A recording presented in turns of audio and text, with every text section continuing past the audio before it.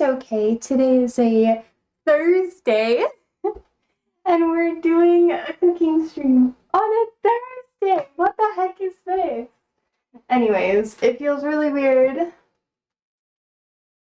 I don't even know what I made. I know what I'm cooking for dinner, but I have no idea what recipe I'm doing for the pie. I think I'm just gonna find like a pie crust and then I'll just kind of make it. I'll be like, food. And I hope it's good. This is the standard I have.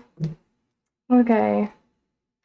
Apple pie recipe. I think I have all the apples done. I've made lots of different like apple pies. So dreamy apple pie. It'll be gobbled up on Thanksgiving. Sorry. Sorry. I can't help it. Gobble, gobble. Oh my god. Ugh, I need water. Holy shit. I have to water. Oh my god, what is happening? Chat. I cry. Stop giving me ads. If you're just gonna give me fucking ads for all this fucking pie shit, I wanna do it. Hi, George. This is not the recipe I want. Okay. Pie crust recipe. Let's see. Easy pie crust. Let's do. Always try a different one every time. Why not? Butter should be cold.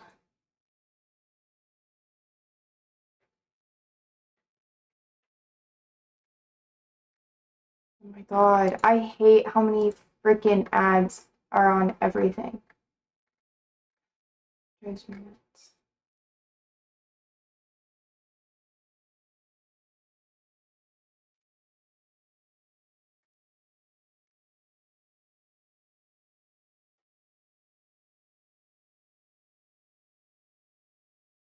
Okay, I have to go down to.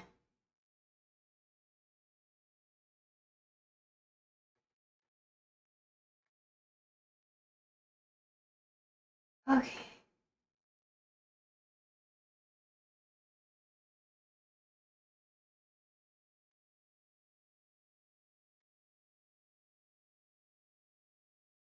Let's see, wait.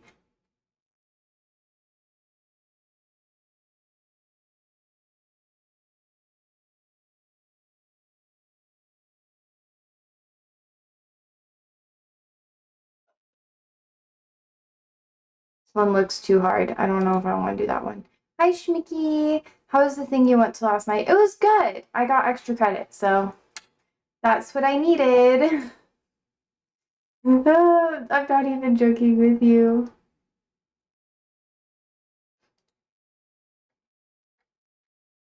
I had to, I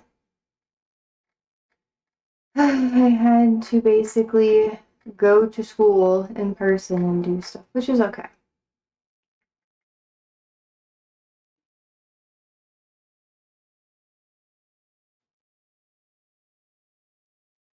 So many ads.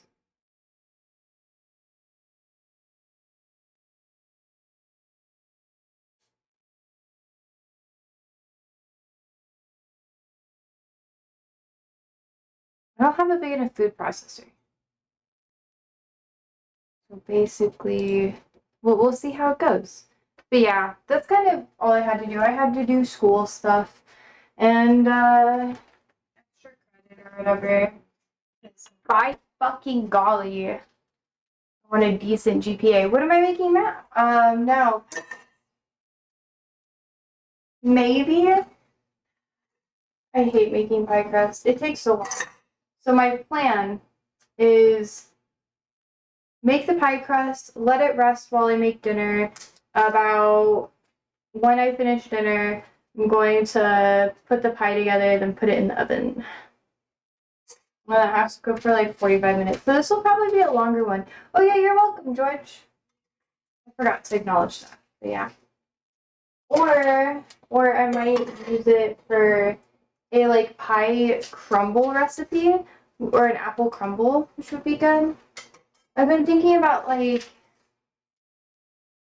maybe like an apple crumb cake. I feel like that would be quite good. Oliver, come. No, Siri, this is just a nice cube. Oh, here's your ice cube. I know you want ice cube. Go for it.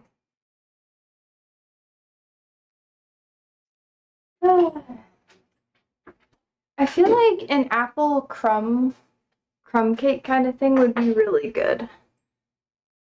Just because I'd have to do more prep work for the dough. So let's do apple crumble. I don't know. I haven't had an apple crumble in a long time. It's really good though. And I already did like all the prep work for it too. Wait, hold up. My gosh, every food recipe thing is just pop-ups. Oh, let's see. I could do apple crisp. Let's see. Apples, butter, sugar. I'm gonna add more sugar to what we have. But I think this will be quite good. Okay, for the topping I need butter, flour, brown sugar, vanilla extract. I still don't have vanilla, so we're gonna use maple syrup. I keep forgetting to get it.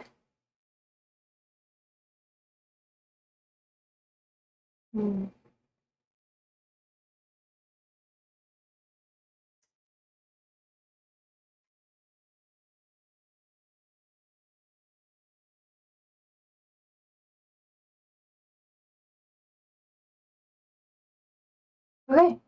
I think I'll need to make some more, but that'll be good. Did you guys have a good day? I think so. I had a pretty okay day, honestly. It wasn't my best day, but I don't think best days really come that often. Otherwise, they wouldn't be best days. But how was your day? Anything exciting, Mickey, Shmoo, or George? Hope so.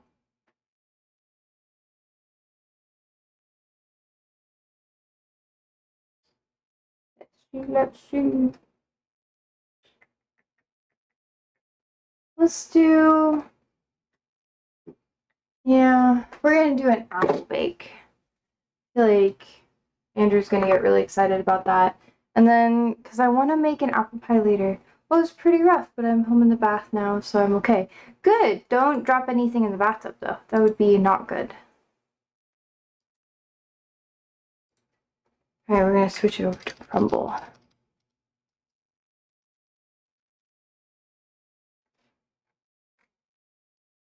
Okay. I'm glad you're doing better, though. This next month is gonna be wild for a lot of people, honestly. I try not to get deep into it, but I have a feeling it's just gonna be a little cuckoo. George says it was a nice easy day for me. Weather was great. Oh, that's good.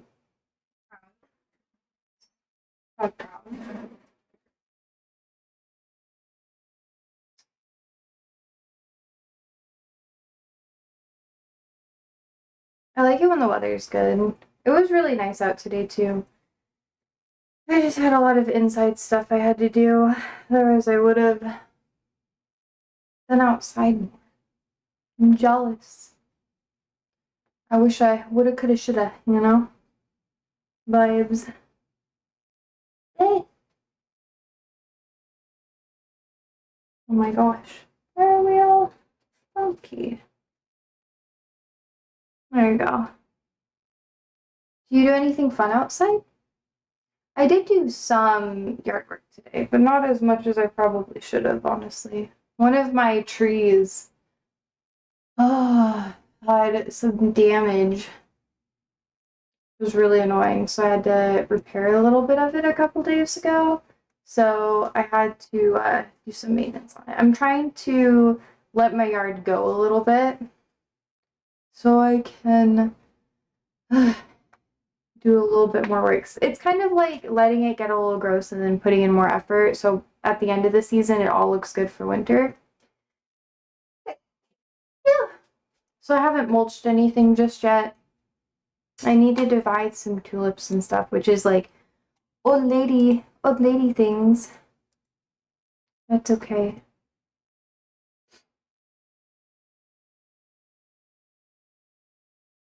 Hmm. I feel so good. I think I'm gonna make more apples. And then, oh, Shmiki says, I have one coworker that I was pretty close with who is one of two people on my side that came to my wedding, and she's not been at work or responding to texts for like 2 weeks. I've been asking around what's going on today. I asked the area manager, and he said it's official now and she's no longer with the company. Oh, I hate that. That happened with Andrew. One of his closer coworkers left, and then another coworker passed away. So everyone's just been losing their mind a little bit. I'm sorry that happened, though. Would you be able to message them on LinkedIn and maybe you could become more friends? You know? Let's see.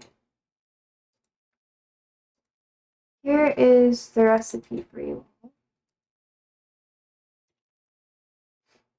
I deactivated my LinkedIn because of Twitch.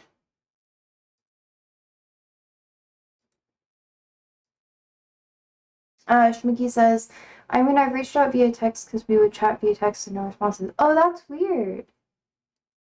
So it's just she's no longer with the company. You don't know why. I mean, LinkedIn, social media. You hope she's okay. Me too.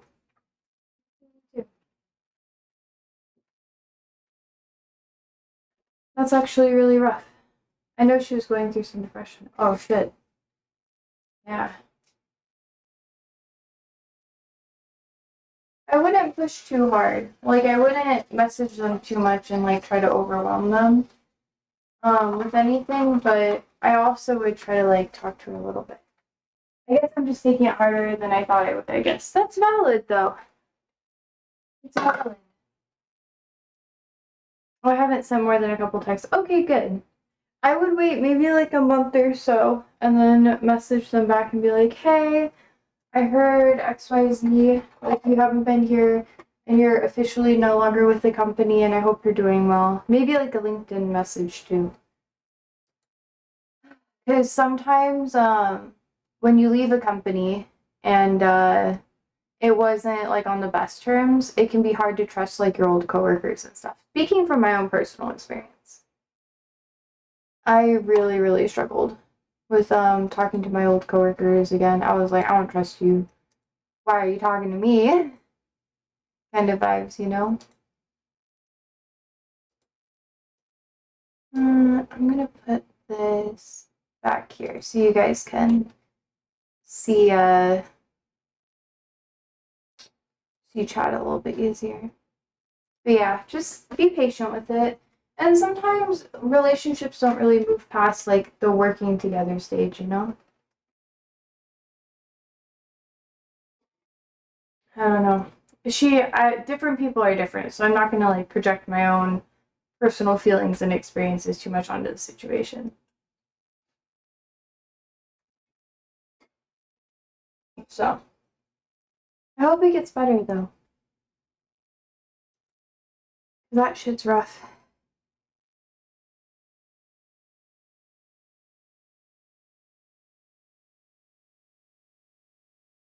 Hmm.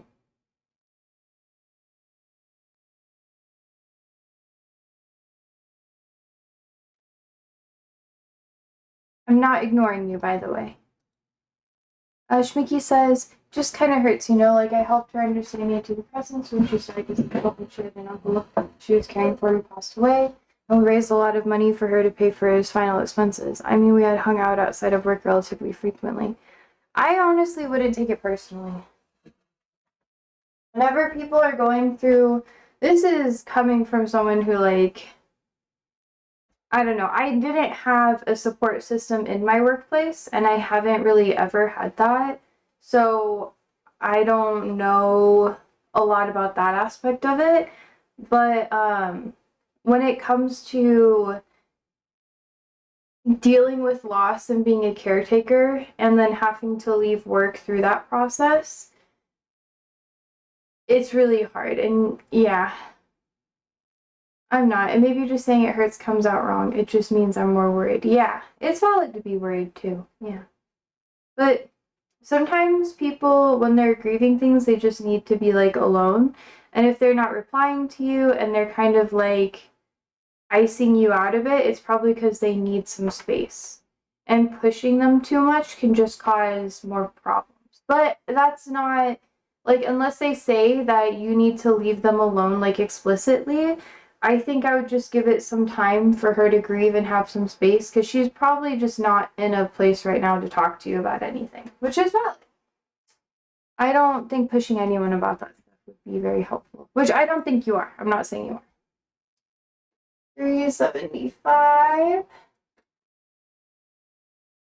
And it's okay to be worried. I think if you weren't worried, it'd be a little bit weirder. Let's see. I thought maybe she took FMLA leave for mental health so she could get time away without losing the job, but yeah. Yeah. I don't know. Is this a good enough size for you, Andrew? For like an apple crumble? I'll eat anything. Or do you want a bigger one? Would you eat a whole one if I made like a really big one? I'll eat anything. I'll eat anything. You might be able to give more assistance with this. What? I'm done now. Sorry for bringing down the vibes. No, it's okay. No, and I don't know. If you want, I can get Andrew's advice with it because he's still working more in a corporate environment, and he's a lot better with that sort of thing. For me, I just What happened? yeah. Well, I mean, it's if Shmiki wants to talk about it. Hi, Darius. It is apple crumble. It's gonna be so freaking good. But yeah. Shmiki, give me your consent whether or not you want Andrew to give advice. I will have very little advice to give, probably, but You're gonna have a lot better advice than me. George says, hi, Darius. And Darius says, what's the problem? I don't know. Shmiki says, he can give input, that's fine. Okay. So, TLDR. Shmiki's coworker is no longer with the company, and she was going through a lot. I'm gonna wait for Sandy to stop doing her thing. It's very overstimulating. just scroll up. I can read. Oliver, mind yourself. I'm going to scroll down.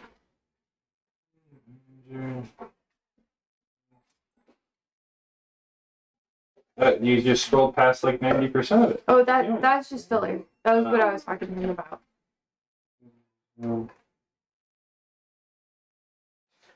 I'm giving him TLDR. Down.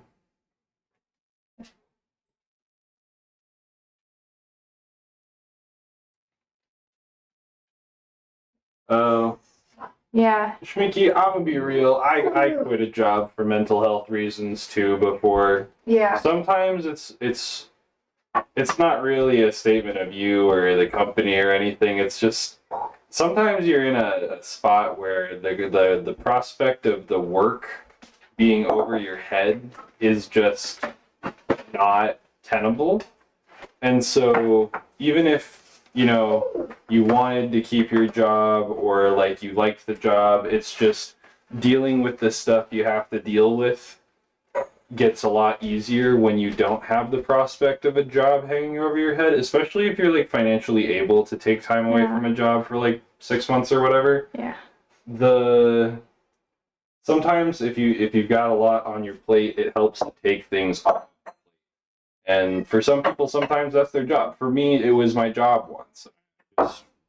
It would have been a good job for me to keep, but with what the mental health stuff I was dealing with at the time, I couldn't do everything. I had to let something go. Yeah. And so I chose to let my job go because it was something that I felt like could be replaced the easiest. And it was also the thing that meant the least to me. And to add to it a little bit, like Andrew was super freaking helpful when I was going through a lot of stuff and like what, because I've talked about this before, but I think your experience with that kind of helped you support me through my aspect of not needing to work and stuff like that. But yeah, I had to stop working my corporate job because it was just too much. Shmiki says, I mean, I understand leaving the job for any reason whatsoever. It was just weird because there's no goodbye. Other people had that, or that had quit by ghosting. She had made comments that she wished they at least said that they were leaving or quit instead of not going dark. Literally, like, I share that where I'm like, yeah, it would be nice to know, like, oh yeah, you're quitting, bye. But like when I quit my job, I also gave no notice.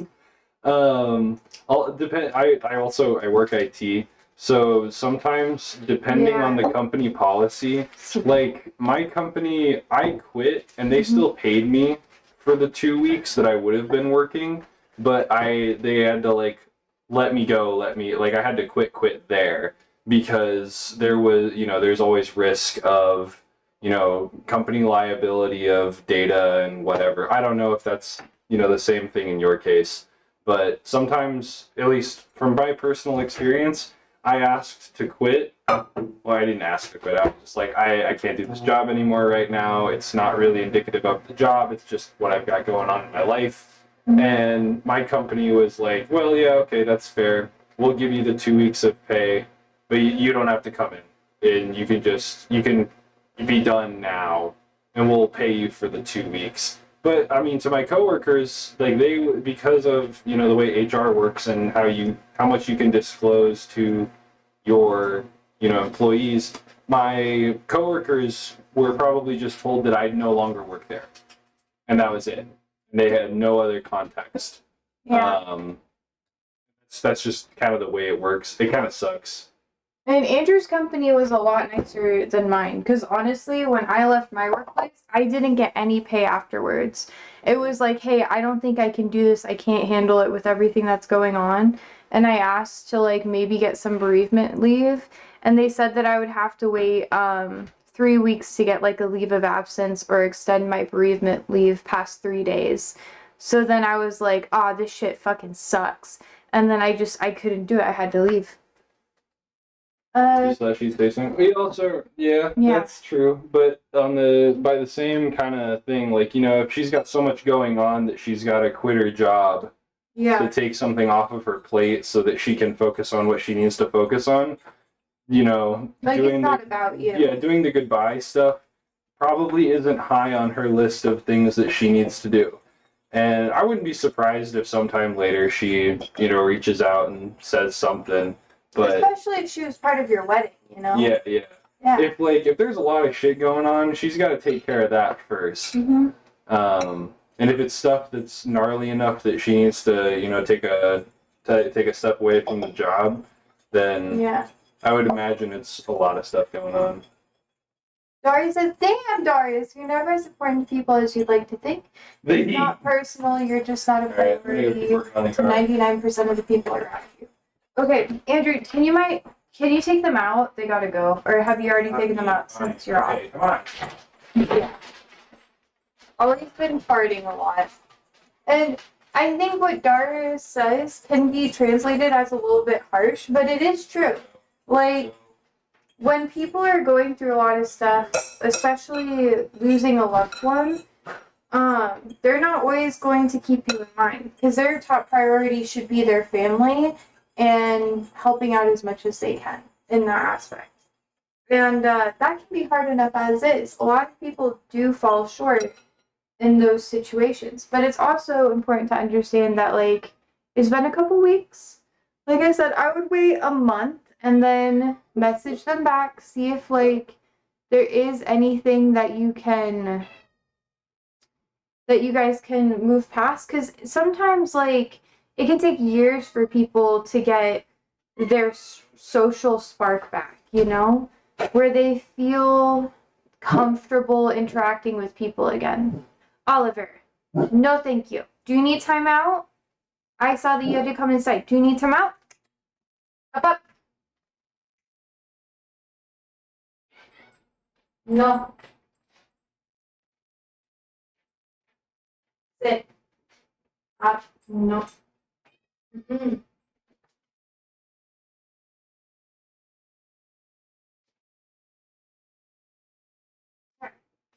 There. Okay. Okay, let's see. What it's not meant to be harsh. People always overestimate their importance to others. It's why you gotta look after people who do care. Yeah. And then usually when people overlook you and stuff, they usually feel regret later on. Sometimes it's a guilt thing, because they're forced to understand that they didn't prioritize the people that mattered to them. And that's just a whole different discussion. Schmicky says, when I've written up notes in my dark times, I only ever wrote to one person. I guess it's kind of the same thing. Yeah, it can be. And it's not, like I said, it's not that they really, like, hate you. It's just, it can be a lot. Like, a lot. And it's not something that, it's not something that I think you should take personally. Because people will always struggle in different ways. And, like I said, it can take a really long time for people to get their spark back. Like, I could not socialize with people in a constructive way for a really long time, and I still can't. Because, like, I mean, different for me. Like, my mom died last year, and when that happened, I just did not really interact with a lot of people for a while. And it was kind of how it was. It is probably a different circumstance, because it's always layered, but yeah, for me, it takes a long time to really, like, overcome that. But that's also because I understand myself through the grieving process. And depending on whether or not she's experienced that before, is gonna dictate how long it's gonna help her navigate it. Because she may not even know what she needs right now. So that may also be why she's not talking to you. And the last thing I'm going to say about it is when you are a caretaker for someone and they end up passing away, there can be a lot of internalized guilt and grief of, I could have done better in this way, I could have done better in this way. And then sometimes people can blame it on themselves rather than understanding the circumstances that they're in. And that is a very, very common thing to deal with. Like, I've dealt with that too. And that's not me trying to project, it's just, it's a thing.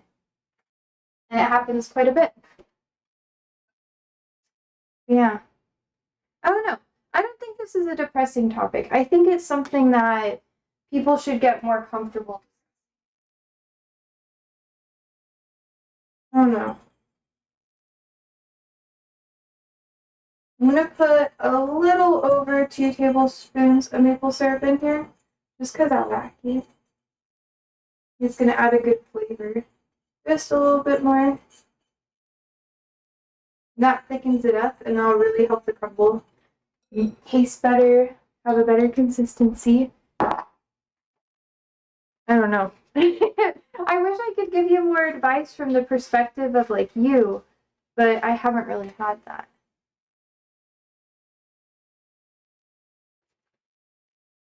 Okay. Oh my God, Dari says, is it depressing? As what Liverpool tried to, is it as depressing as what Liverpool tried to do to Manchester in the mid 19th century, Josie? You're gonna have to fill me in, yo. I'm so far behind on my Euro stuff. Give me the lore. Schmicky says, I'm just too far in my head. I think that's okay. It's okay to be a little in your head about it. Just understand where your feelings end and where your relationship with the other person begins, Try not to project too much onto that circumstance. That is my best advice I can give to you. Oh my gosh. I'm like almost out of cinnamon.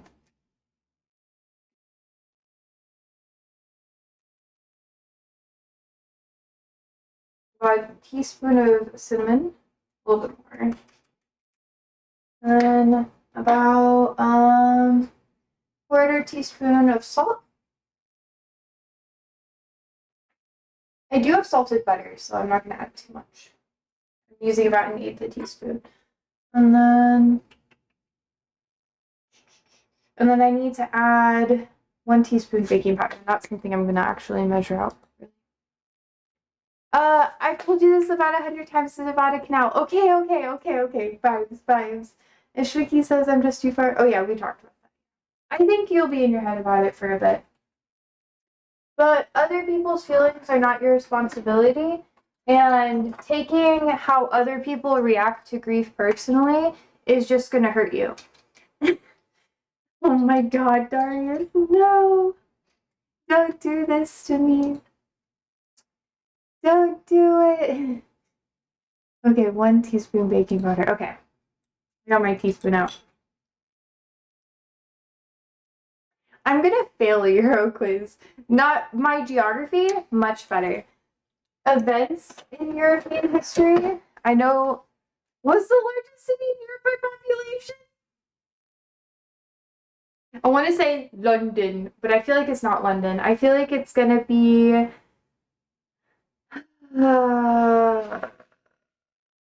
Is it London? I don't think it's London. Give me a second. I want to say Paris, but it may not be. It's not London. Okay. It's not Paris, is it? It's probably not Paris either. Maybe it's Amsterdam. Amsterdam or Paris. It's not Paris. Okay. Is it Amsterdam? Oh, it's not Amsterdam. Fuck. Wait, now I have to check again. You got me distracted. Think Balkans. Ooh. I really wouldn't know. I don't know. I really don't know. You're gonna have to tell me. Almost out of baking powder, chat. Oh god, I really am almost out. See? There's like just a. It's Istanbul? Really? Huh. Wait a second. I've been doing a lot. I thought that this may sound ignorant, but just a little bit. But I thought people didn't count Istanbul as part of Europe because they've been struggling to get into like the EU and stuff. I never considered like Turkey as part of Europe.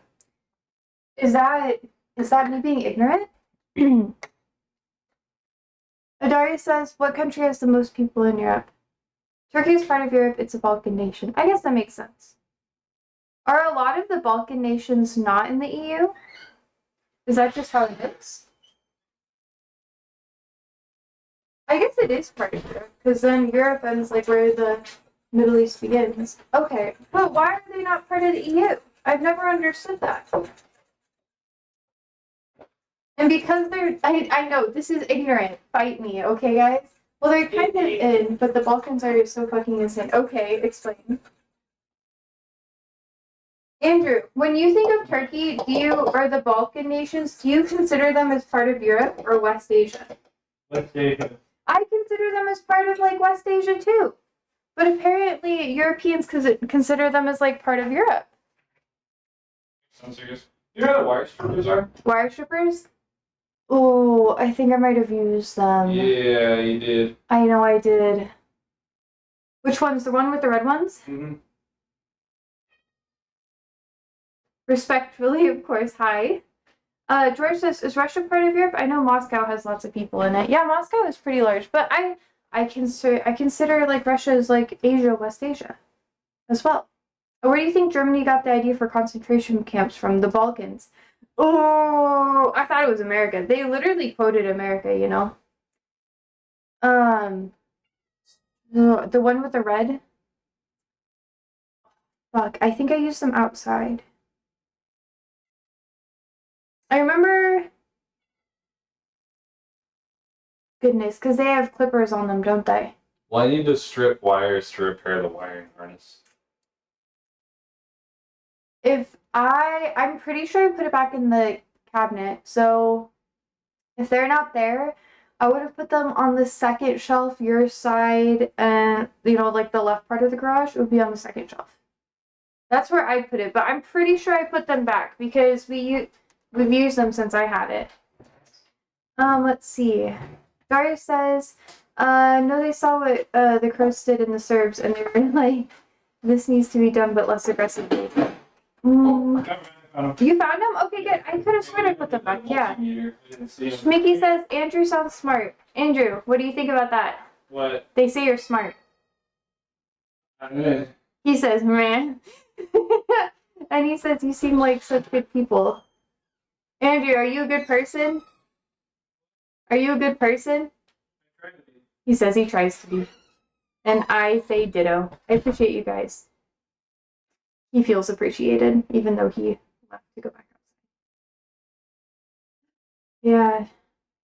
Okay. I don't know. I always consider, like, those nations to be part of, like, West Asia. I don't know. That's just my opinion. Because even the people I know from there. Does Andrew not know the most populated country in Europe? Well, he left, so no. No, he does not. Istanbul is so pretty. One of my friends went there recently. She got me chocolates from Paris. Paris. And they're so good. I don't see when my friends travel, especially my immigrant friends. I don't know. They always bring me food. And that's what I want. Just give food. Okay, 1/2 cup of brown sugar. Okay. Turkey is a fucking riot. It's a great time. I know. All of my friends have gone, and I have not been able to go. It really upsets me. And they send me pictures, and they're like, especially when they go to like islands and stuff in the Mediterranean, they send me pictures, and they're like, haha, look at this, and I'm like, I'm poor. Take me with you. I only cry a little bit, but yeah, they really like it. I really want to go to southern France, Italy, Spain, I guess, because why not? I really like North Africa too. Mickey says, I think I'm going to go for now. Thanks for the input and advice. I think most police stations around me offer safe storage for voluntary firearm holding. I'll have to call and see what's involved. I hope your apple dessert does come out good. Yeah. Oh my god, Darius, rude. Schmicky, it'll be okay. I understand that you're having a hard time, and I'm proud of you for taking the precautions that you need to make sure that you are okay. And I wouldn't take other people's actions against like what they need to do for themselves as something that is against you. Sometimes people are just going through a hard time. And it seems like you're also going through it. So I'm proud of you for taking the precautions you need to keep yourself safe. Because you got this. Take care of yourself. And it's okay to have a hard time. It'll get better. And I hope to see you in a day or so. Whenever you feel comfortable coming back. Dar says, we're so slow on letting you in. Yeah, that was bad timing. You made me laugh at a bad time, Darius. How dare. Oh, this is like... This is gonna be good. Oh, it's very sweet. I'm gonna leave this out because I need some of it for the filling. Let's see. I also want to go to Northern Europe too. I want to go to Sweden, Stockholm. When it's warm though. I think it'll be better. And 1 cup of flour. Okay. I guess we'll figure out Man, I just want to keep eating it. I'm hungry. Let's be scary. The UK is suspiciously missing from this list. What do you mean? You guys don't count. You're an island now. You left the EU. You don't matter. I'm gonna leave that for later. I want to eat more of this guy. Probably not. Eat the whole thing. The UK has lost its powerhouse status, Darius. What do you think of? I finished season 3 of Ted Lasso. Have you watched it? How do you feel about it? Oh wait, are selfies called ussies? Is that like a real thing?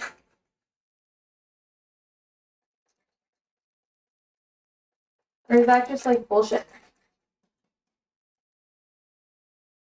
Just for the show. Is Ted Lasso, you like season 1 and 2, but season 3 is absolute dog shit vibes.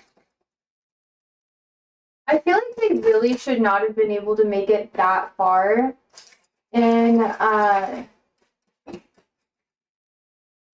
the league. Like, there's no way that they dropped and then they made it that far. They lost, like, their star player or whatever, and then they started doing, like, this improvised, like, thing.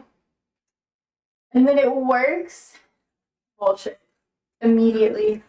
I don't remember what that, like, playing method was called. Like, the freestyle? Yeah. Yeah, he invents Total Football, yeah. And I feel like in Total Football, I don't know, I feel like they did that because they didn't want to have to learn as much about different playing stuff. Techniques and all that sort of thing. And then he goes back home, absolute dog shit.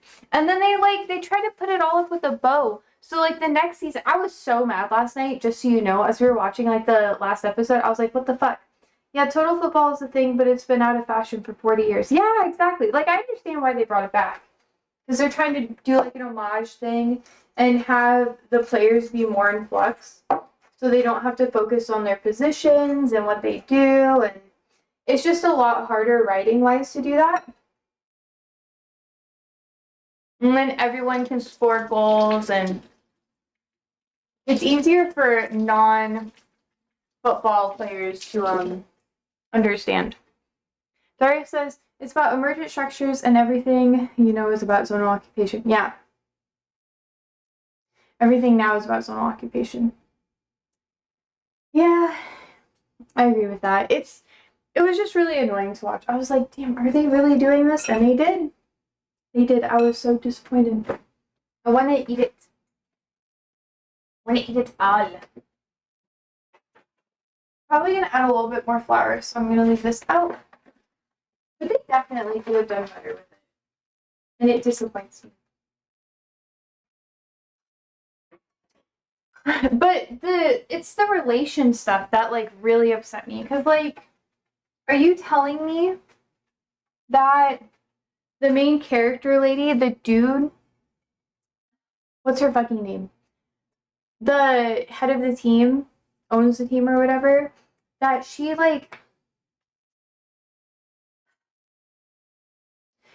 fucking never had like the prophecy moment with like the little matchbook, and they were fucking flirting with the idea of her and Ted getting together, which I shipped so hard. I wanted that to happen so hard ever since the first season and the beginning of the last episode of season 3. They had him come out like in like his bedtime clothes in her house, and I was like, oh my god, they finally fucked, and they didn't. And he was leaving to go home to what? What is there for you in Kansas, bitch? Oh my god, I'm sorry. It's a common American trope to go to another sport and do some move from their own, and the superiority is too much to contend with. Yeah, kind of. I didn't like the social issues they tried to insert in inorganically instead of focusing on it being a fun comedy and turned it into a soap opera. Oh, are you talking about like the gay stuff? I was surprised when they made like the journalist dude gay, because it was like, I don't remember his name. I like the minute I'm done watching a show, I'm just like, boop, boop, that information no longer important, just plot devices and stuff I'll remember. But like, I was so confused. I was like, why are we going, why are we doing it like this? Like, why is this the method we're doing to go about it? Well, let's see. Okay, we're almost done. Terrence or something? Yeah. So, like, I hate how they had, like, no hints to him being gay until that episode, which makes sense. But then all of a sudden, he starts being more flamboyant and referencing more, like, pop culture, like, stereotypically gay stuff. And on one hand, it could be like, oh, he's more comfortable with it. But then he wasn't even out to the team yet. He was just out to one player. And then all of a sudden he's like, I'm gonna start doing more. Maybe he was like trying. I mean, it's such a gray area, but to me it seemed really off, because wouldn't you want to like just blend in and shit, because that's what the game he was playing. Whatever. Daria says like homosexuality in football is a pretty deep issue, and to just have it kind of romanticized and glossed over it doesn't really help anyone. That's what I'm saying. Whatever. It upset me a little bit. And Andrew was like, are you really this upset? I was. Like, the last 10 minutes pissed me off, because number one, they should not have made it that far in the league. Like, just saying. If they made it halfway, I would have been like, okay, fine. That was good. Good season, you know? Because he's barely experienced. He still doesn't even, I don't even know a lot about football, for starters. And the homie still, like, did not even understand like half the shit that was happening most of the time. And then the team was literally backpacked by all of the other coaches who took the time to learn more. And then he gets all the credit for it when he shouldn't. I didn't like the Nate turn though. I didn't either. Beard, I like Beard. Beard was my favorite character because Beard was the most realistic to me. He took the time. I need to simmer down. Alright, I need to cut the apples. Oh my god. But he was the only character that actually took the time. You did like the Nate turn though? I don't. Maybe that's because I hold a fucking grudge forever. He was such a dick to the new Kitman, etc. Yeah, he was a dick because he was so like, I'm better than you, superiority complex. He literally made it to the other team and then he quit. And then he becomes another coach. And I like the Roy dude, like, replacing Ted. I like that. The relationship with Keely shit, that pissed me off. I didn't like that one. I was like, why are we, like, doing, like, a whole, like, yeah. The bit I didn't like, I liked the betrayal. The betrayal stuff? I didn't like the betrayal stuff. I thought that was a little, like, ugh, that's not cute. I also didn't like Roy Kent not being mental enough. Yeah, but I mean, in the season, they were like, oh yeah, he's trying to change his ways. By the way, I just washed my shirt, and this is not going to anyone besides, like, Andrew. It's staying in the house. Mainly because I'm still getting over being sick. I can't make anything for other people right now.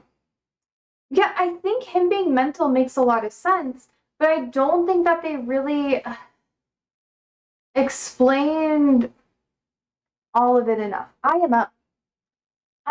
am up. Because, like, they just made him look like a lost puppy. He was just like, oh, the girl. Yeah, he's based on one of your idols, Roy Keane, which makes sense. You know, I dig it. But they're like, you know what? All of the character development we're going to have for him is make him passive and show his sensitive side, which is fine. Like, I like a sensitive side. Don't get me wrong. I like a sensitive side. But I liked Roy because Roy reminds... Oh my god, I'm going so fucking deep into this. But I really enjoyed his character because I liked how it was just assertive, how he got stuff done, and people, like, really respected him. It was good now shit. Yeah, and I feel like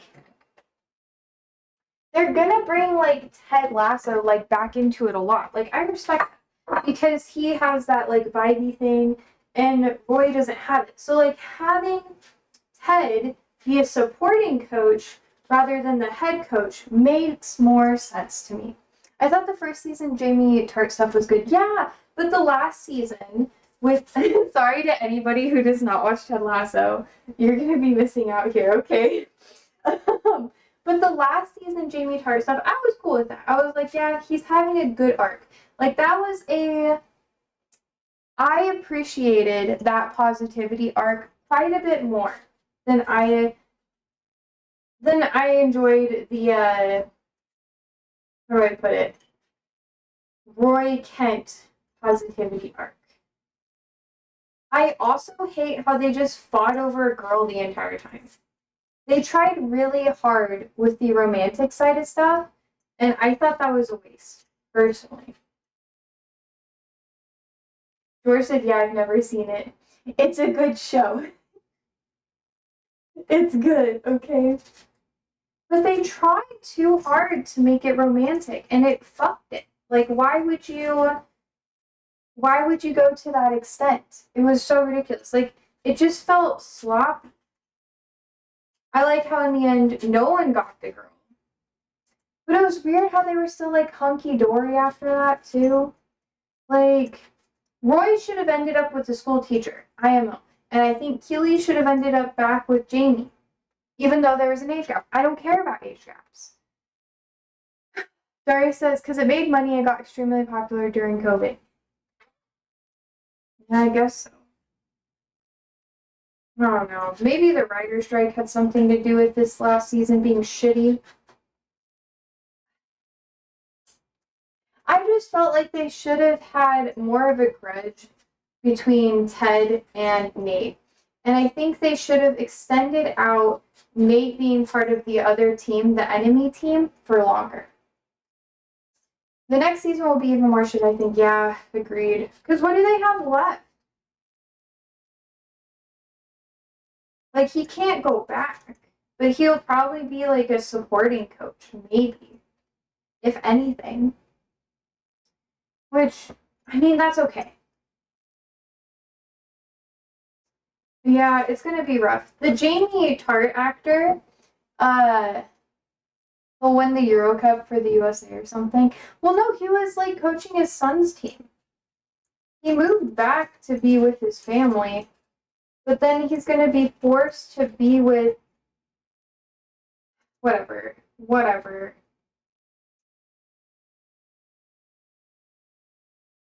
Just looked it up on Apple TV. Yeah, I don't subscribe to it. Yeah.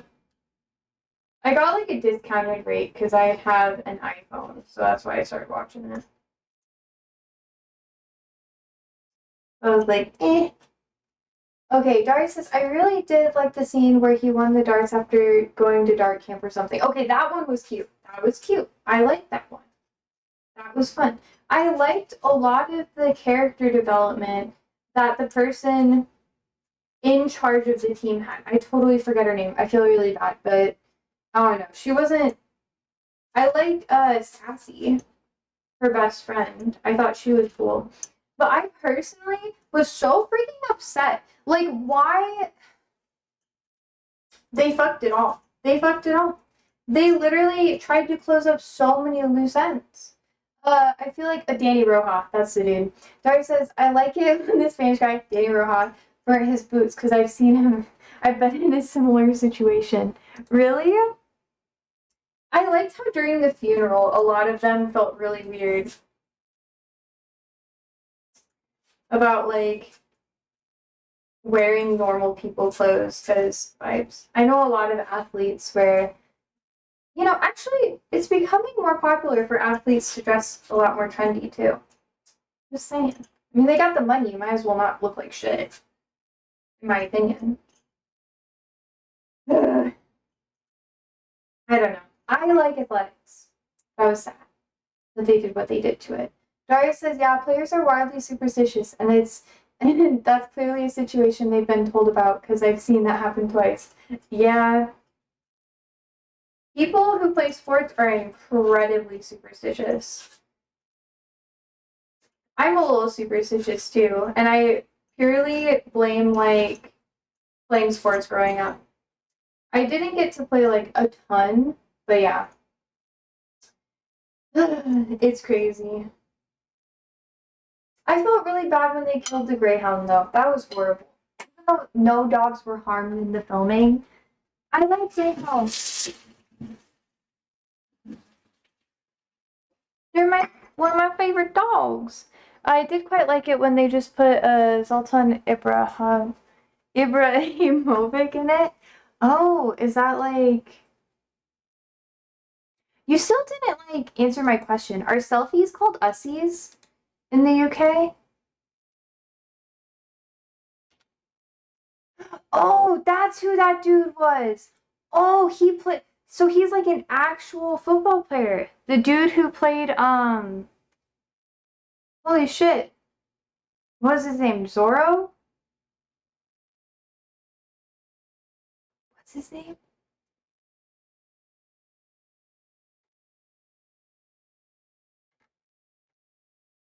That checks out. No? He was based on Zoltan, who's wildly famous player known for his arrogance. Vibes. Vibes. Wait, then who did he play? I'm confused. Please explain. I'm a bit lost. Please explain. He played in LA and Kobe Bryant and so he signed it for him and sent it back. Oh no, about the Ussies. Oh, they're called selfies. That's what I thought.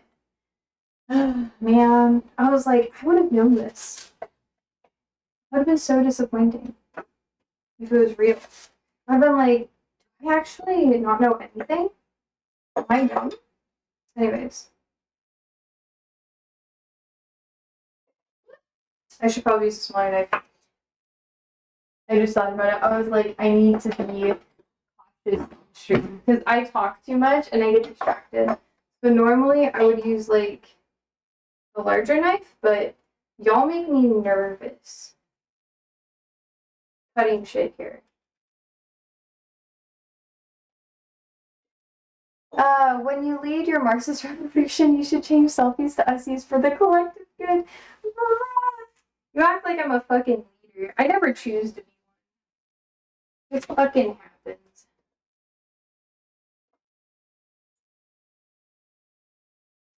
Anyways, and I don't think that I would be chosen for something that big. That would be quite a bit. Sandy, would you like some apple love?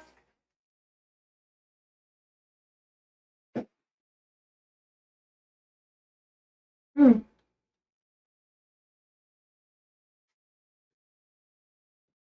Sandy sprained her paw today.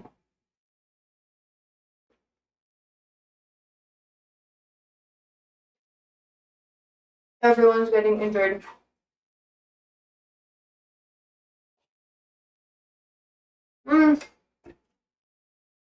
For context, shop, every leadership I was put into, I never chose it.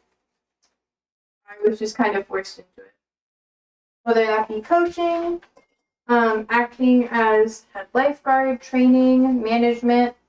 It was just kind of, I've literally been given the ultimatum multiple times of keeping my job or taking a promotion because they wanted me to manage people. Which makes sense. I'm not a good follower. But sometimes I just don't want to be important. Daria says, oh, I declined the Destiny tickets and played Baldur's Gate 3 instead. And I'm very happy with that. Yeah. Yeah. I don't know a lot about that streamer. All I know is that there's drama. You honestly told me more about him than like I've ever learned on my own. That's how out of this shit I am.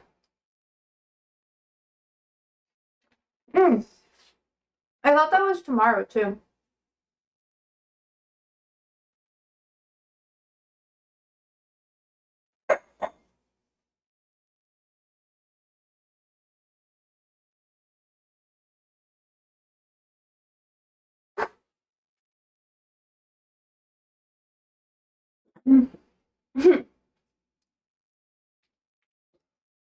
How so?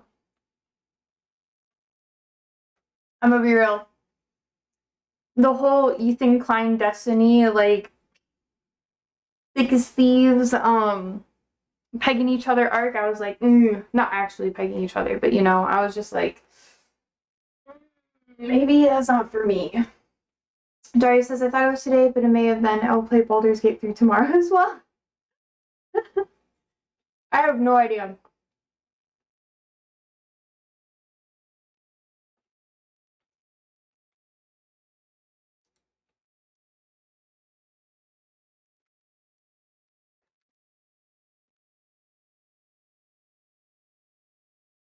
Mm.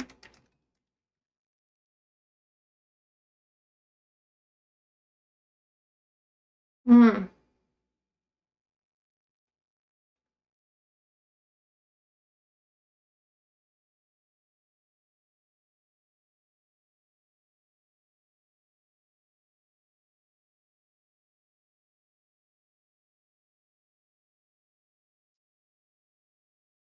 I just stay so far away from this shit.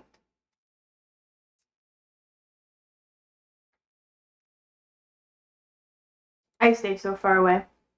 He has center left. Wait, left like me, and I share similar opinions on most things I've heard him talk about. But how he acts and lives his life is fairly repulsive to me.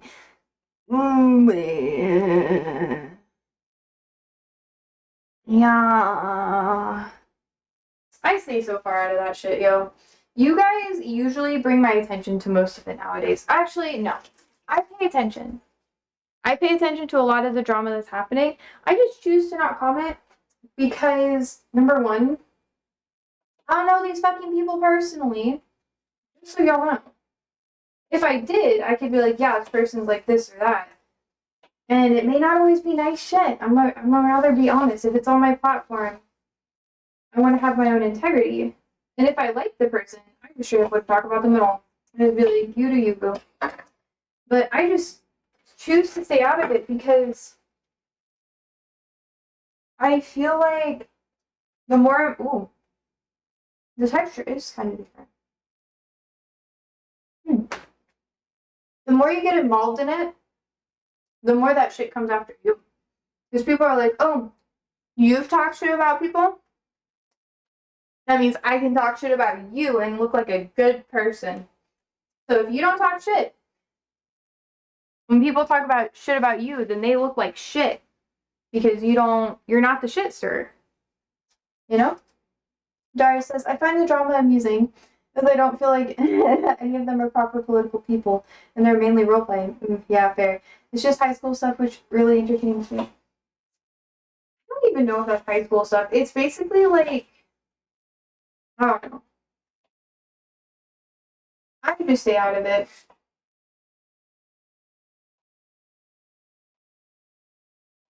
That's my thing.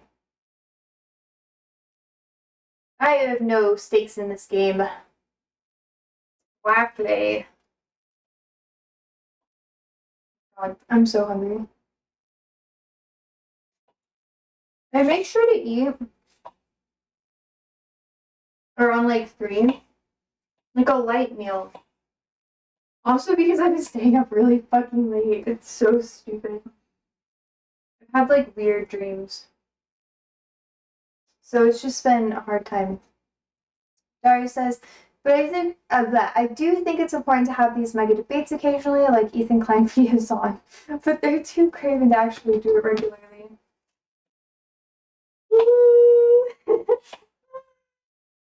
I don't know, bro. I don't know.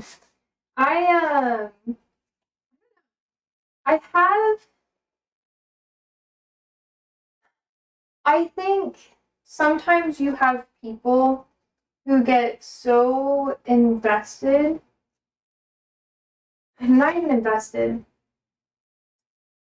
Oh, let me think of the right words here.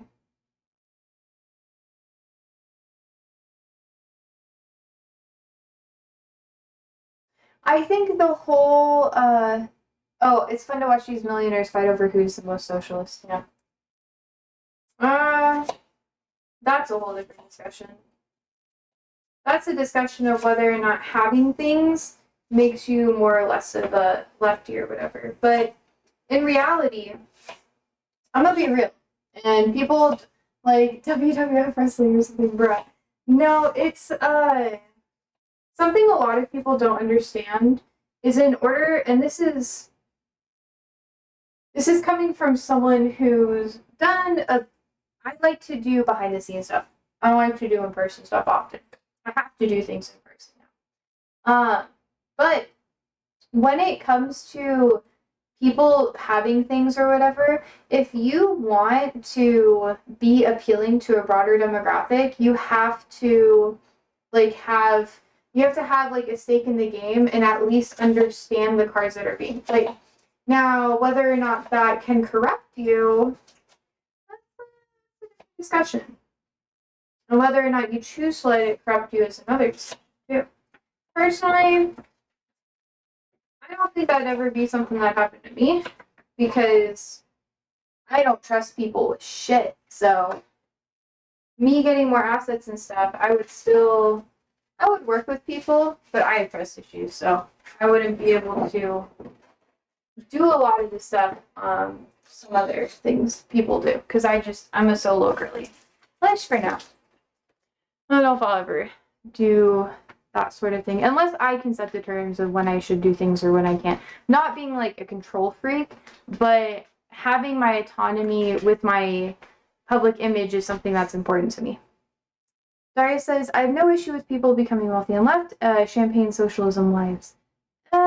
Yeah. Here's the thing though. You need to have people at every level get involved. That's why I don't exclude wealthy people or more center-leaning people when I have left-leaning discussions. Because it can cause more harm than good. And people don't pay attention. If you want to convert people, you have to be someone that they're even willing to talk to in the first place. And most people are shallow and they enjoy the things that look like them. And by look, I mean money speaks. Money gives you an image, even if you think it doesn't. So, having that image is very strategic. My image is very strategic, believe it or not. I'm not trying to be anything I'm not, but I am strategic in how I display who I am as a person. It is not a reflection of my own personal style or anything how I look.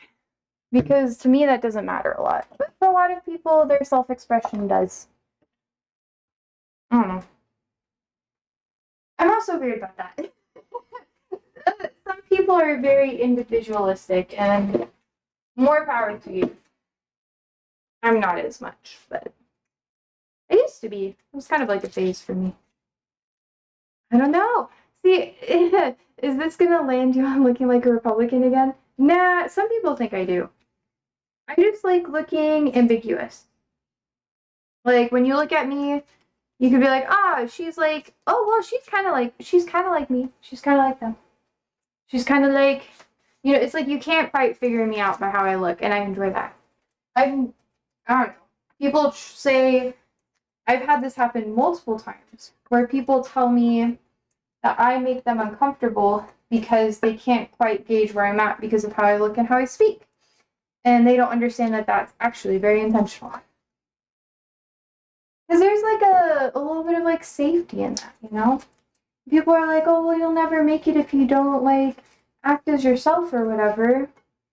But it's not like I'm trying to be anyone else other than myself. My personality is the same. It's just how I translate that to you is different. Daria says, I want people to look at me and go, wow, I bet that's one of the best left-footed penalty takers in a 200-mile radius. I don't know. For me, I don't really care how people see me, too. I value comfort over anything. And if I were to dress in my own personal style, one, it'd probably be very expensive. And two, I would just kind of like, it would just be constantly evolving. I feel this is also another discussion where personal style and that sort of thing has pretty much stagnated in today's society. People don't acknowledge that a lot, but it really has. People all kind of dress the same, and style hasn't really had a lot of evolutions in the past 10, 15, you could even say 20 years in some aspects, 30 if we're being realistic. It's just the same iterations of, like, different iterations of the same things.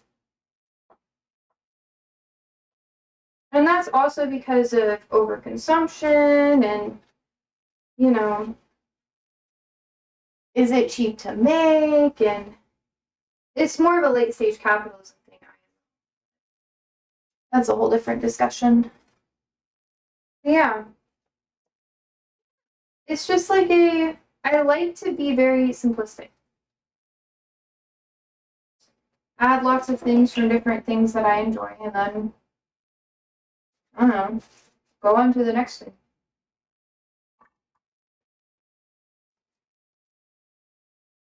I think people,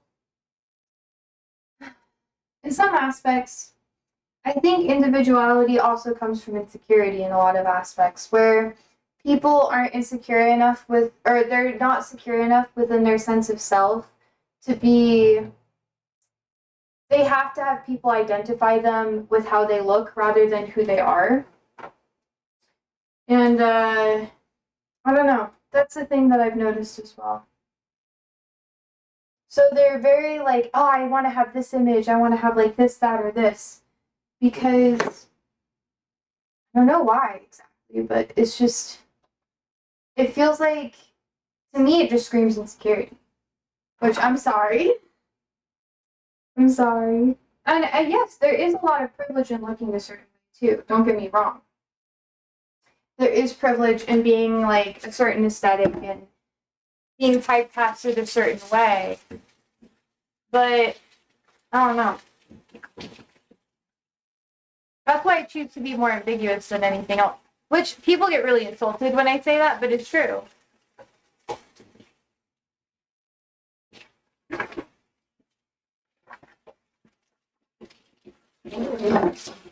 That's just my opinion.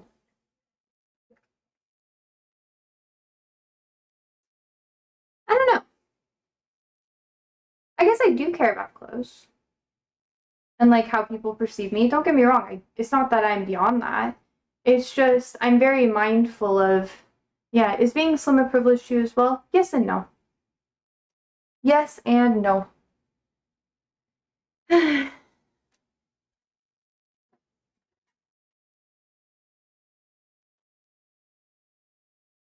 It just depends on the circumstance. Honestly.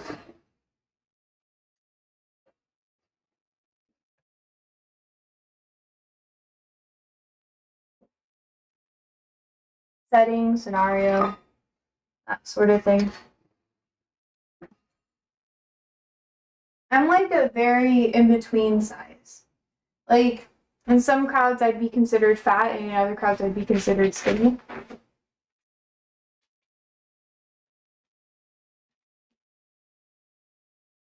I don't really put a lot of pressure on myself to be either way.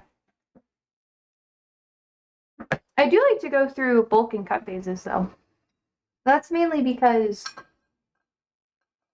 I like to maintain the size that I am, and I also really like food. And my body kind of naturally does it. But as I get older, I'm probably just gonna maintain like a more slim physique. Not out of like, oh, being thin is the only way to go. It's just my body is naturally like more slender. And I fight really hard to like stay thicker by eating Fun Dip all the time. I eat like 4 things of Fun Dip a day. I eat candy all the time. I carb load constantly. But if I eat clean, I just lean out really quickly. And as I get older, it won't be as like lean. But if I continue the lifestyle that I am on, it's probably going to be really hard for me to get like obese unless there's like a medical thing that happens. Dari says if I look at a sandwich, I put on weight. I know, and for other people, it's different. That's why I don't talk about it that much, because I have a different body type than you. You know? So So it feels kind of cruel and rude to like compare the two.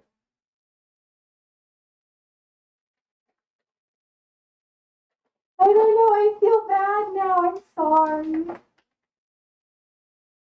I'm not saying like I have the best and most ideal body, because I definitely don't. Yeah. I'm not like Victoria's Secret model. I'd have to try to like look like that. But it's not like I am privileged in how my body is. See, like, here's my opinion. If you have a good body and you work out a lot and that sort of thing, it doesn't matter what you wear, you're always going to look good. And the harder you try with what you wear when you have a good physique, the more odd you look. That's why people who are supermodels and stuff like that, they don't wear like this avant-garde or camp clothing often because it looks too much. It looks like too much. I'm not even joking with you. But they wear it like on runway and stuff. But it's like the clothes start wearing them at that point. And if you have a good physique, you want to be wearing the clothes, not them wearing you.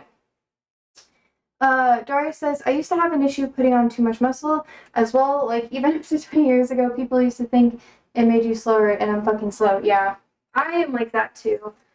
I, I don't know. I bulk up muscle like really easily, and I think a lot of it has to do with my diet and my training methods, which is why I've been slowly training to do more stuff. But if you want a good physique, you gotta like going to the gym and building muscle is something that gives you a good bare bones, you know?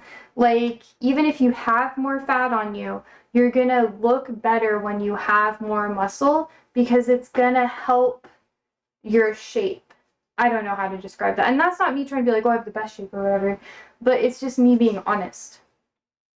Daria says, I have to get my trousers tailored now because my legs are completely ridiculous. And that is a vibe.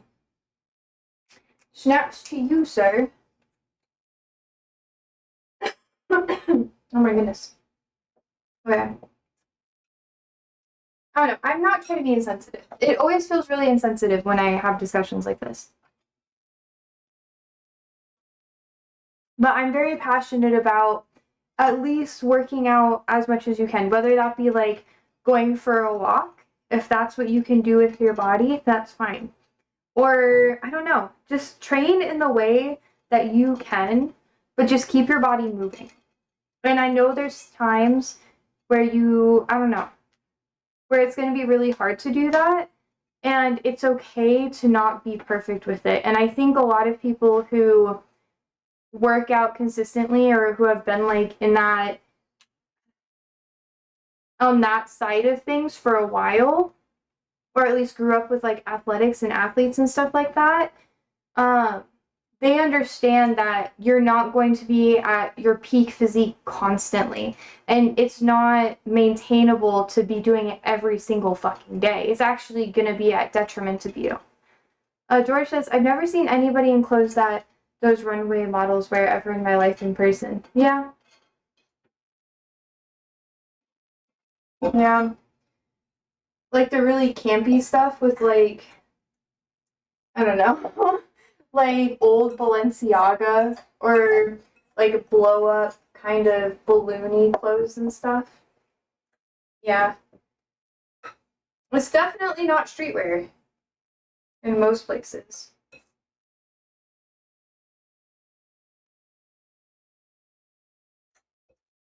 Okay. I think I might have enough here. My, he came by.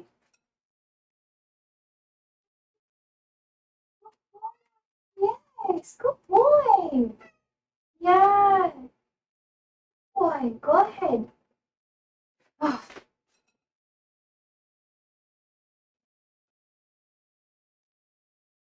Anyways, yeah. Tori says, don't be the most modest slash less attention seeking ones end up on high street in various forms of fairly quickly. What do you mean?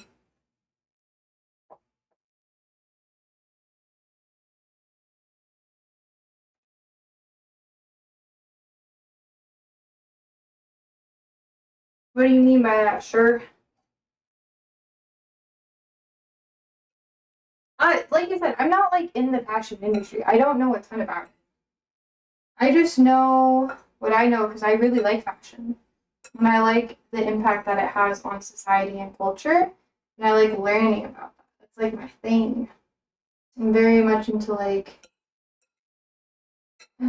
why people do what they do and how people express themselves. It's really interesting to me. Like high street brands copy them fairly quickly and get them out of get them out in shops. What do you mean? Are you talking about like influencers or like streetwear? I don't know. Streetwear can be influenced by a lot of things. It's usually like a regional thing too. Because here in America, I'm not going to go super deep into it. No, like high street brands. Are you talking about like what are you talking about? Like what level? Topshop, Gap, etc. Oh, okay, I see what you mean. I thought you were talking more like you know that one like Compass brand or whatever that's really popular in Europe. Like football players wear it all the time. I totally forget the brand name, but it's like a flex to have it over there. You would know this, Darius. I thought you were talking more at that level, like Gucci, kind of like price wise adjacent. Uh, yeah, no, fast fashion, like Topshop and Gap and that sort of thing. They usually, well, Shein and Topshop for sure, do a lot of their own stuff. Forever 21 was really similar, where they would just copy people and like do it like for their own stuff. What I mean is like they would say that it's their own, but they would copy stuff that they find online. So that one Compass brand, Darius, that I was talking about, I can't remember the name, but you know, you have like the peel away like Compass badge that's usually on the shoulder or whatever. They made like a heat reactive shirt that was like super fucking popular. Like it sold out almost immediately. And then a lot of other like, hey Al, a lot of random brands wanted to replicate it at like a cheaper, yeah, Stone Island. Yeah, Stone Island. That's what I'm talking about. I knew it. I just remember the logo. Sorry, there's so many brands, and I don't have any of their stuff, so it's like, eh. I know, Darius. I know. But Stone Island has a lot of like more unique stuff. Yeah, I get the badge, and that's what I'm saying. But they really like set the trends, and then other fashion designers or companies literally like steal it, you know? Stone Island is the uniform of hooligans and reform. Yes, it is. I love it so much. I wish Stone Island was more popular here in the States because it has a really good message. Just saying. Let's see. I think I might put some butter on it. Just like a little bit. You got some Stone Island jumpers? I knew you would. I fucking knew you would. They're so cool. I want some Stone Island stuff so bad. Well, I guess I already have the butter. So I can just use this one. So the fresh one. I can't go down spoons without a bigger Stony. It's fair. What do we have on the menu? Oh god, it's like we're like an hour plus in. I made an apple crumble, and then I'm gonna make a tortellini. Tortellini. Gonna be good. But and we're also talking about fashion, but I want Stone Island so bad. I think it's so hot. Anyways, Daria says, no offense to you. Right, GG is bedtime, brush your teeth, etc. Yeah. The Stone Island has like a really good message. It's kind of why I like Prada too. Prada made a lot of like anti-fascist like clothing a while back when they were in their youth. So I don't know. Fashion is inherently political, but see, like what I was saying, I am kind of shallow. I would wear all this stuff. It's also quite expensive, and I don't have the money for that. Sponsor me. Stone Island, the Italian brand? I think so. It's really popular in British like streetwear and football. Like, I don't know if Darius left or not, but the last season of Ted Lasso, they started wearing more Stone Island, and I was pointing it out to Andrew, and I was like, look, look, it's Stone Island, it's the rebels. And there's a lot of political stuff around it too. But it's more like European politics than American. So, yeah. I think it's cool. Gary says, it's wild that Stone Island is being held up in this light. It's 100% bad connotations here. I know! But I like how it's so bad. That I like it. Yeah, I got a jacket. It was like maybe 800, expensive but good. Yeah, I would wear Stone Island.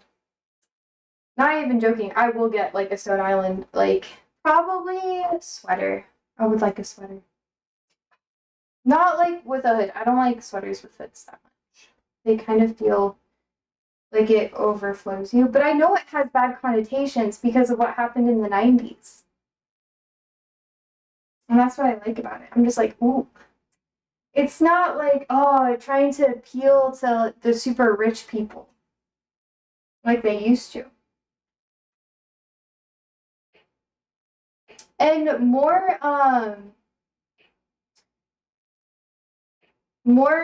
football coaches and that sort of thing and players are starting to bring it back because it's so iconic. It's awesome. And the heat reactive like sweater, like come on. Come on. That's so cool. They're trying to go a bit like Ralph Lauren / like Balenciaga vibes, which is a vibe because I like the style that those companies have, ish, but the history of both of them is a little rough. See, now we're talking high fashion. As someone who wear all of my stuff that I have that's like more rich or whatever, I take all the labels off. And it's all like older stuff. I haven't invested in my wardrobe in a while. I don't think I will until I get like more money, I guess. Anyways, I normally don't talk about this. I feel kind of bad. Yeah, but Al, you're right. It is very good quality. It's not like Miu Miu, which Miu Miu low-key like sucks now. There's this one, oh, what's his name? There's this one fashion influencer online. He's what's his fucking name? I don't remember his name. Fuck. He's like really popular, but he did like lots of like fit videos on TikTok, like short form, where he'd be like, what I would wear if I was in Dune, or what I would wear if I was in XYZ. And he became like super famous. Merch companies send him a lot of stuff. And I think last month he got some stuff from Miu Miu and it just started falling apart. And just because it's like a high fashion brand doesn't mean it's high quality. And I feel like once you get older, you learn more about that. So, I don't know. This isn't me saying that like high fashion is the only way to go. But they do sometimes have really unique pieces. So I wouldn't get like their streetwear stuff. If it's like high fashion or like high fashion or whatever, I would get more business casual attire, or I would get like, I wouldn't really get staple pieces that are high fashion. Like I wouldn't get any like I don't know, wife pleasers is how people call it now, but like those OG like tank tops, I wouldn't get that from like high fashion. T-shirts, anything graphic tee, absolutely not. I think that's so disgusting. And it's like, what? I don't like graphic tees for my personally like perspective. I do like them if it's like supporting someone personally or like a message that you really enjoy. But if it's just supporting a brand that has a shit ton of money, like no thank you. They make their own shit. It has to be very subtle. And then we talked a lot about fashion, but if I had money, I would have like a whole like, I would have so many clothes. I would sell clothes. It would be so fun. That would be my dream. Just so y'all know. It makes me feel awkward though. It's like, ooh. Yeah. I don't know. I don't know. I think it'd be really cool. I already have like designs that I would sell and everything. Okay, so I got this. It needs to be in for 40 minutes, damn.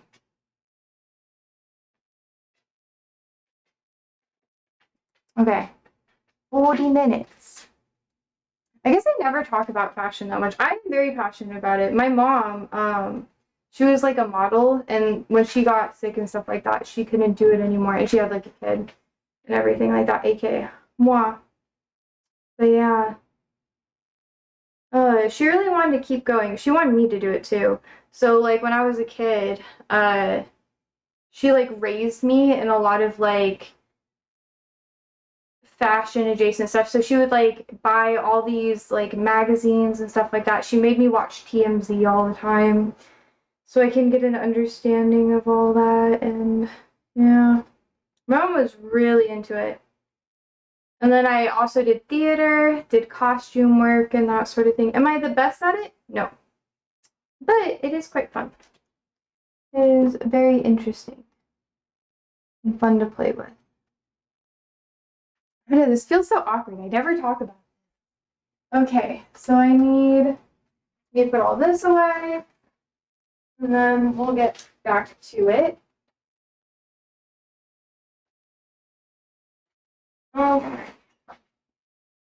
But yeah, I like clothing a lot.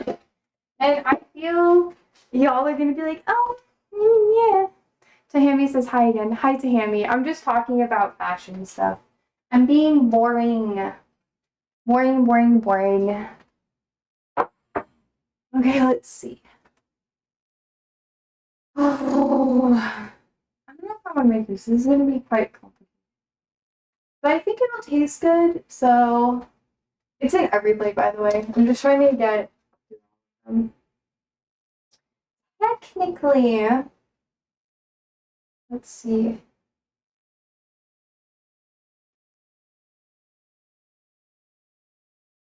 I don't think I have to like boil the tortellini or anything like that.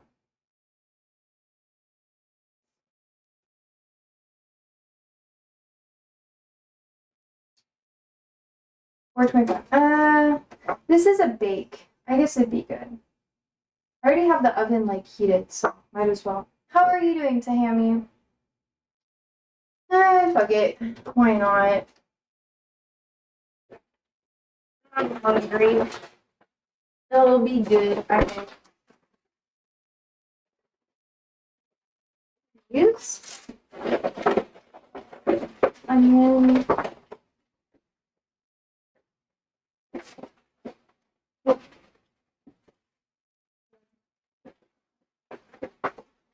And tomatoes.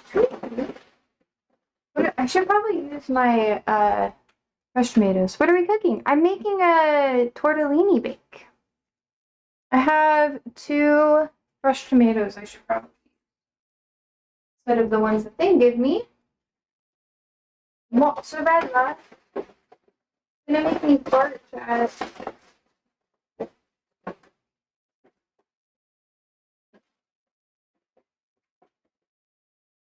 There's the mops.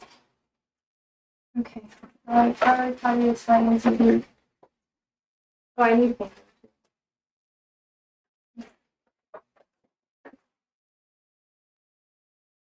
Onion. Garlic.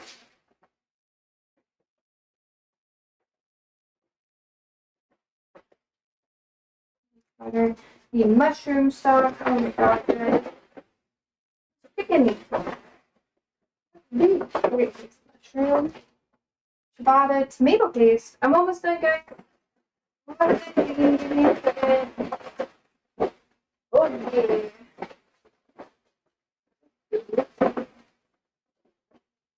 Tomato paste. Panko bread peas. Okay, got it. I don't know what it is, but it looks Italian. It is pretty Italian, I think.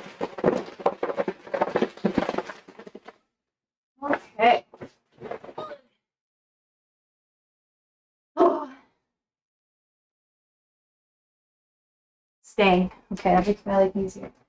I think it's gonna fit in here. So it's good that I use the other pan. And I can use this one for all the things here, which will be nice. Okay. Let's look at the instructions. I've never made this one, so if it turns out bad, oopsie doopsie. Let's see. I guess I should keep the butter out. It wants me to, so. Butter stays. I don't even know what to talk about now. You just got me on like the fashion thing, and I'm like, damn. I feel like if my mom like could see me now, she'd be like, Josie, you're dressing like shit. She was very particular about how I dressed. She like dressed me up like a little every time that I would go visit her. She would like try to teach me different makeup techniques, and she'd be like, she'd like tried to make me walk weird and stuff. My mom was like really trying to pry me, and I was like, okay, mom, thanks. I'm not gonna use this like ever. Oh, it's funny. Okay, let's see. Produce. I should probably wash my tomatoes again. They've been here for a little bit. They're really soft, so I hope they're not too soft. And they'll be good. They'll be good. They're like almost too soft. I think this is a good amount. Okay. Let's see.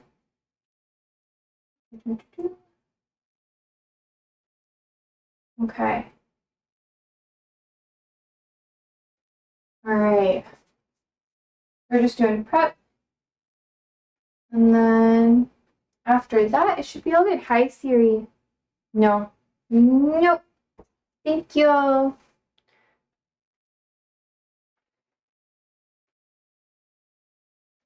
I think my mind went into the beef. It's kind of weird that there's peas in it. They always just like send peas as filler for a lot of food. I don't really like it, but I live with it because, you know, I guess peas are good for you. Maybe I should cut the tomatoes first, just because there's a lot more guts in there.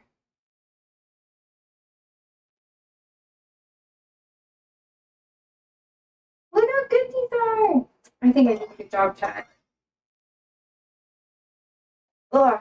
I feel like I'm hanging on the wall with that POV. I know! You're super tall. You're like 6'5" or something. I don't know.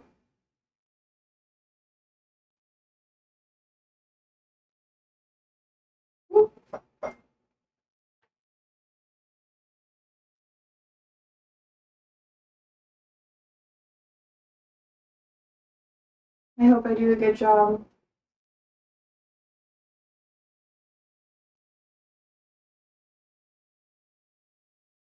Let's see.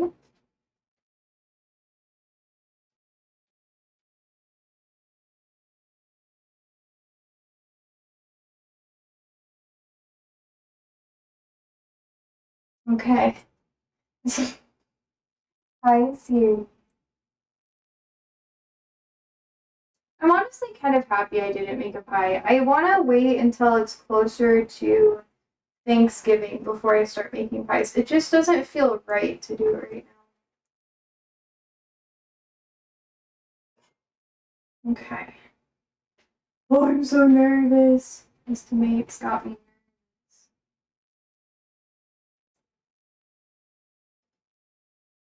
Let's see. I gotta focus. Get all the seeds out. Do you cut the seeds out of your tomatoes? Don't make me feel bad.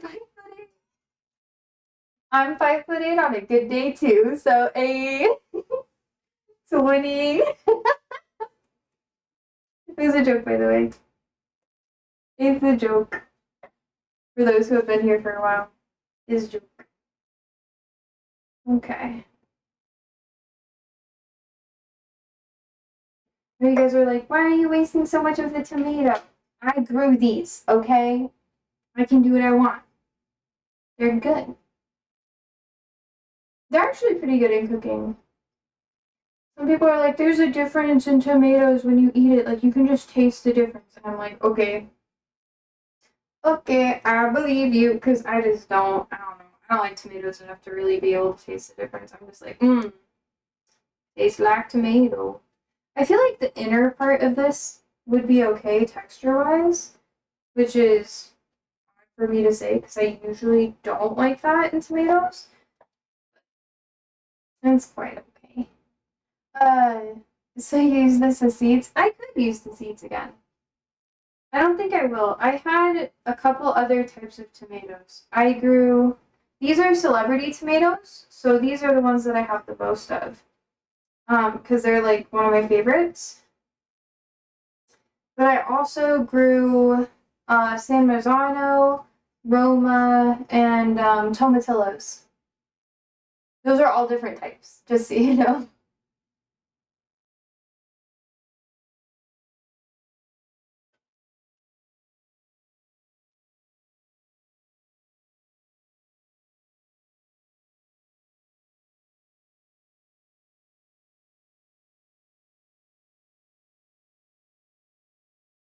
Okay, let's see.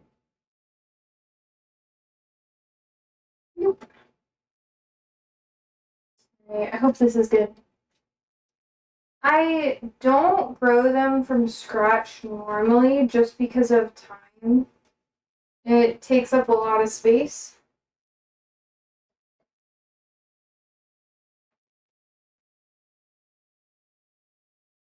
These are going to be a little goofy looking, but that's fine. Oh man, I low-key feel like I'm gonna cry. I'm so like, I've been so nervous to stream like late. And not during my normal times too. It kind of makes me feel,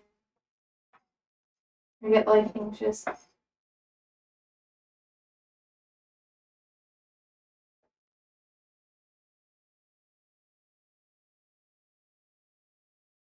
Okay. Mainly because my cat's not doing well, chat. My hasn't been doing good. He's doing a bit better today, but the past couple of days he was like really not doing good. Like he hasn't eaten a lot, so him going to food was really good. We've been having to give him like, I don't know, I'm not gonna talk about it too much. I'm just gonna start crying. But yeah. He's been having a hard time. So we're doing what we can to, I don't know. It's just a lot. So like I hear like eating and I feel like I'm gonna cry. The medicine's not working for him? Yeah, not really. We have a lot of it, but um yeah, the vet is like there's not a lot that they can do because they can't operate on him. So we're just kind of like we're just chilling. We're trying to make him comfortable and do what we can for him. And it's good because I have a bit more time at home with the work that I've been doing. So more of it's remote. So I'm just like, but we're just kind of waiting to see what happens, see if he'll recover on his own, or what happens next, because it's really up to his body and him what he's doing. So like, I don't know. He's been having some more like health issues and stuff. So like for the past couple of days he hasn't I'm gonna start crying. I can't talk about it too much. Uh, he's been having bathroom troubles and stuff, so that's why I haven't been like streaming on time or doing as much detailed stuff because we've been having to do things like take him to the bathroom and give him a lot more attention.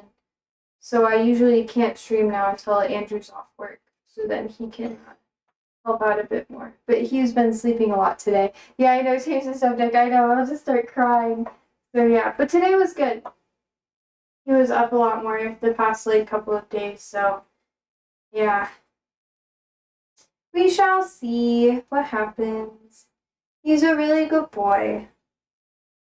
So we're just working on it. Whatever happens, happens, and we do what we gotta do, chat. Yeah. Anyways, I think this will be pretty good. It's it's a new thing, so if it goes well, I'll probably make something similar on my own. That's usually what we do with these recipes that we get. It's gonna be very tomato heavy because I got a lot of that. Tahimi says, "I'm sorry, I wasn't here. Who was ill? Ah, my cat.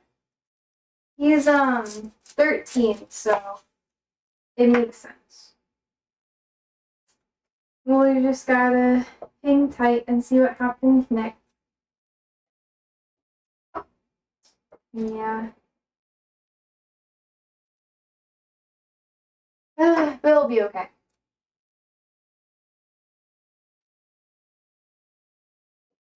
Let's see. Ugh. I know, it's so sad, chat. Oh my god. Okay. Maybe he's an old guy. So, I don't know. And the other pets have been really good at helping take care of him too.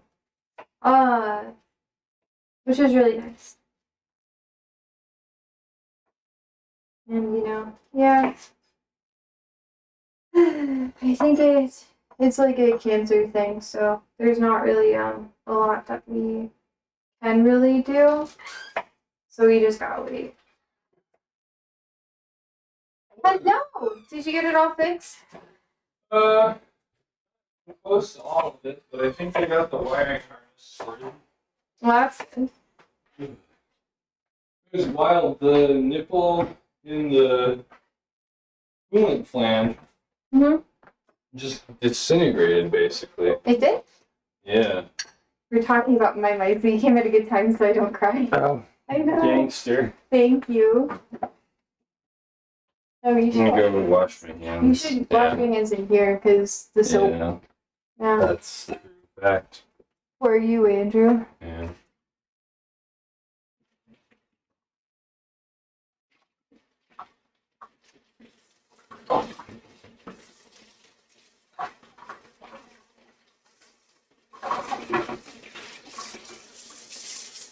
I don't know. Should I use how much garlic should I use? Garlic is good. Should I use all 4 cloves? Henry says, "What's up, Andrew?" I twerked on screen. Oh wow, what ass? Like the pan. Do it again. Oh my god. The pants make your butt look bigger than it is. Really? I guess that's a good thing. Damn. Well, you know squatting more, right? I haven't worked out in the last few days. That's true, it's wrong. I've been working on the car. That is also true. Wait, chat. Do men idolize having a bigger ass? Let's see. George says plastic parts just get brittle with heat and cooling cycles with age. Yeah. Plastic party. Yeah, it was A nipple. it's just a little Yeah, ate it. Yeah, man. it's there was a little nipple to the upper coolant flange that goes to the heater core, and the thing just snapped off and stranded us at the pumpkin patch. Yay! That's fun. Love that. Yeah. Now I gotta replace the belt. Mike just got back. He's like, "Did you break it?" He's like, "Nah, I think I fixed it. We'll see though." First. Andrew gets so excited when there's car guys around. He's like, We have a car guy next to us. like you guys have like a dick measuring contest with your vehicles. You're like, No, it's not even a dick measuring contest. It's just it's very useful. That is true. The parts. Well, it's Access. just the tools and the knowledge. True. Yeah, he knows a lot more than me about cars, which is nice. I don't have to. He's older. go yell at the forums every time. That's true. Andrew going on the forums is so funny because sometimes people aren't really nice to him, Yeah. and they're like, I'm like, I just answer the question. and then they're all like, "You suck. Do better." And he's like, "Please help." But it's like you don't know until you know. George says, "Yep, mine did the same thing, but it happened in my driveway. I was lucky." We were like an hour away. It was so funny because in the tow truck, I got to sit in the front because I get really car sick, and I'm the passenger princess at all times. Just so you guys know. Otherwise, I will throw up on you. Anyways, so. You should mention how I also get. No, that's the funny thing. So Andrew also gets car sick, but when he's stressed, he like evacuates his bowels. So and the truck had like no suspension. So Andrew was like fighting for his life in the back with like his cheeks clenched. It was so funny.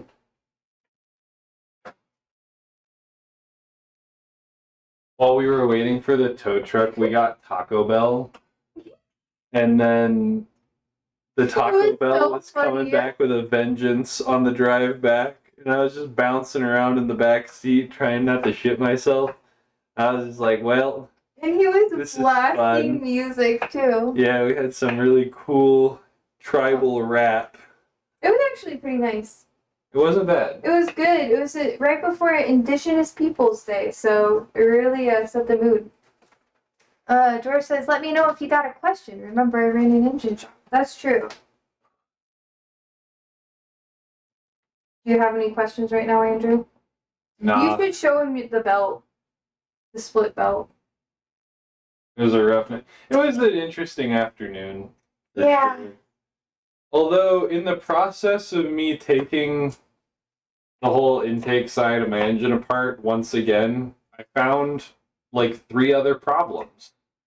So I get to fix those now, which is good. You know, it's good to find them before they really cause a problem. Yeah. I forgot to clip part of the wiring harness back in when I worked on it last time, and my cooling fan rubbed a hole It was so through my funny. wiring harness. It looked like someone just chomped it. Yeah, that was what I was doing tonight. I was fixing my wiring harness, Mm-hmm.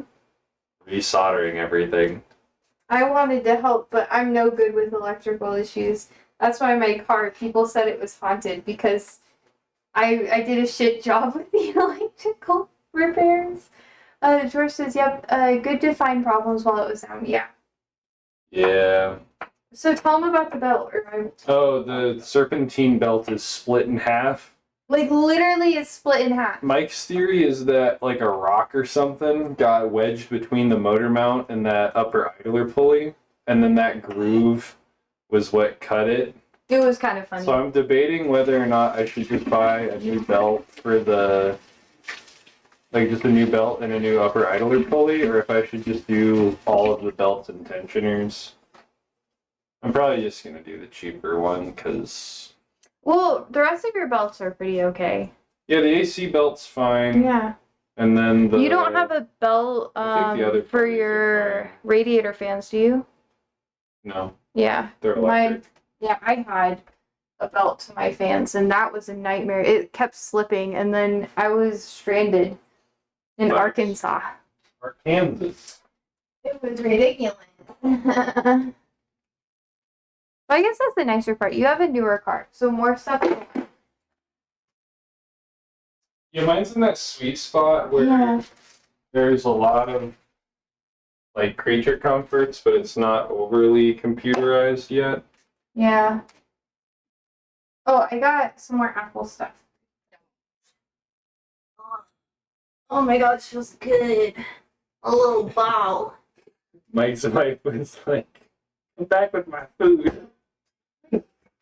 What do you mean? Well, they got food, and then Oh. Mike was like, because he's drawn like a moth to the flame, you know, to the like, the garage "Hard." lights. God, And she's like, "Come back with my food. I'm going inside." I still haven't pet their squirrels. They have like the flying squirrels. New belt for sure. Spin the idler and listen to it for a bearing failure. Ooh. That's yeah. the thing. The belt doesn't make any noise. It doesn't have any indication of something being wrong. It sounds just fine. It's just the belt looks like it's split in half, Like it. and one of the the upper idler pulley You is should like show them a grooved. picture. Well, I can't show them a picture because your Just camera turn is. your brightness. That's. I don't think that's how it works. Yeah, it is. If it's too bright, it'll be like the sun. And it's a dark image, so just turn the brightness down a bit. There you go. Now show whichever one you want to. Yeah, that one will be better. Let's see. Okay, up a little bit. Up a little, up a little. Yeah, that's very odd that split in half. That's what I was saying too. That's why I'm having him show you, because I've never seen that before. Andrew was describing it to me, and I thought he was just like, I thought he was joking. Or the pulley. I was like, there's no shot. It's got like a groove in it. Yeah, I A couple mean, grooves. It's very strange. Tammy says, bro, my engine is making noise like whistling when I go over 80. I don't know if it's from the engine. That doesn't seem like it's the engine. George, help this man fix his engine. That wouldn't be the engine. Would it be like, Well, if if it's whistling? if it's going over 80 It'd be like a and belt. you whistle, that might be like your wheel bearings or something. I thought I had an exhaust leak or something because my wheel bearings were so shot. I don't know why my brain thought it was an exhaust leak, because that's not.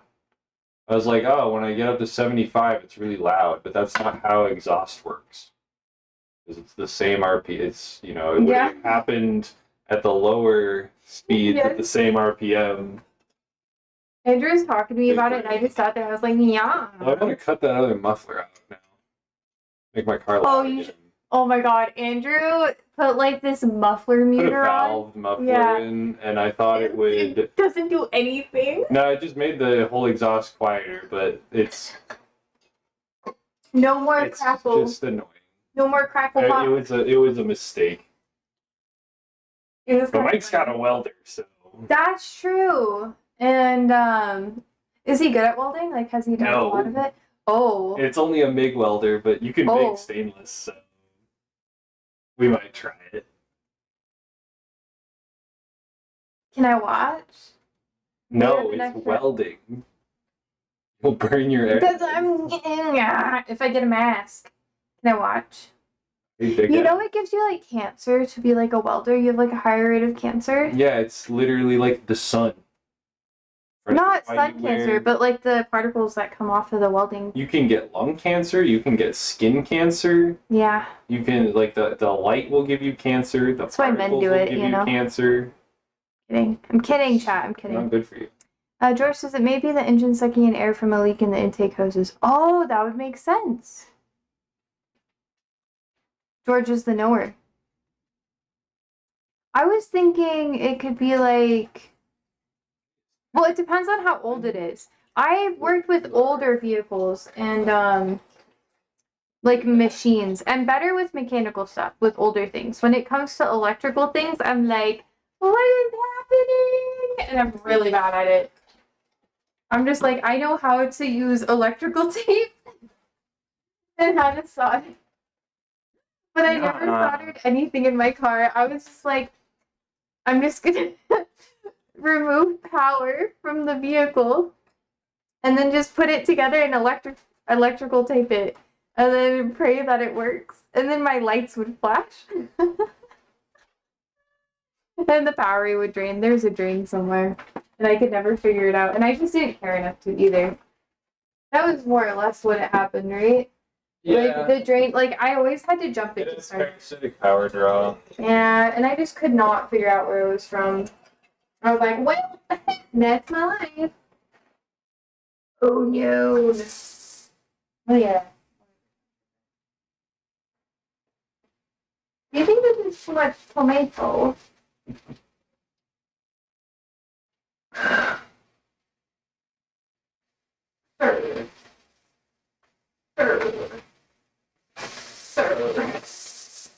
If the wheel bearing is going bad, just jack it with up in a couple inch jerk on the wheel to see if it moves around. Yeah. Yeah, what is it? Top to bottom, Yeah. it's the wheel bearing, and side to side, it's your ball joints. I don't know that. Well, I've never had wheel issues. Yeah. I mean, your car definitely had. It had problems. I was like, if it runs, it's good enough. Yeah. It can make noise going straight, too. There's not a lot of turns in ye old Nebraska, and mine were loud as fuck. Yours are nice. My wheel bearings, the rear wheel bearings, they were cooked. Yeah. But you replaced it when you did the suspension, right? Or did no, I replaced them when I did the brakes all around. Oh, you did.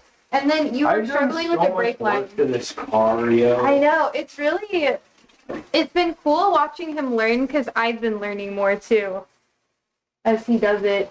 And I watch him fail and I'm like, at least that's not my car, my money. I cried. And I'm just like, I guess that is how it works. Let's see. George says, yes, up and down bearing, side to side tie rods, yeah. Ah, man. It's so funny. George, if you saw what I did to my old vehicles, you would be like, nightmare. It was all through, talking to my car friends. And then they all basically experimented on it. And they're like, it's an old Honda. It'll be fine. Oh, the van? Yeah, the van. That thing. So the LHS, the Coffin, that was all electrical problems. But other than the electrical issues, there were a lot of things that were. Okay. To be fair, the suspension. I drove that car. The alignment, horrible. It was down and it was scary. No, okay, I needed to fix the alignment. But to be fair, at that point, she was just sitting in the driveway. Like, we weren't driving her at all. We were just driving your car. Because it was like, I didn't need it. My car's transmission exploded. Okay, yeah, and then we had to drive it. But if we did the alignment, if we replaced some of the suspension and got new brakes, it would have been fine.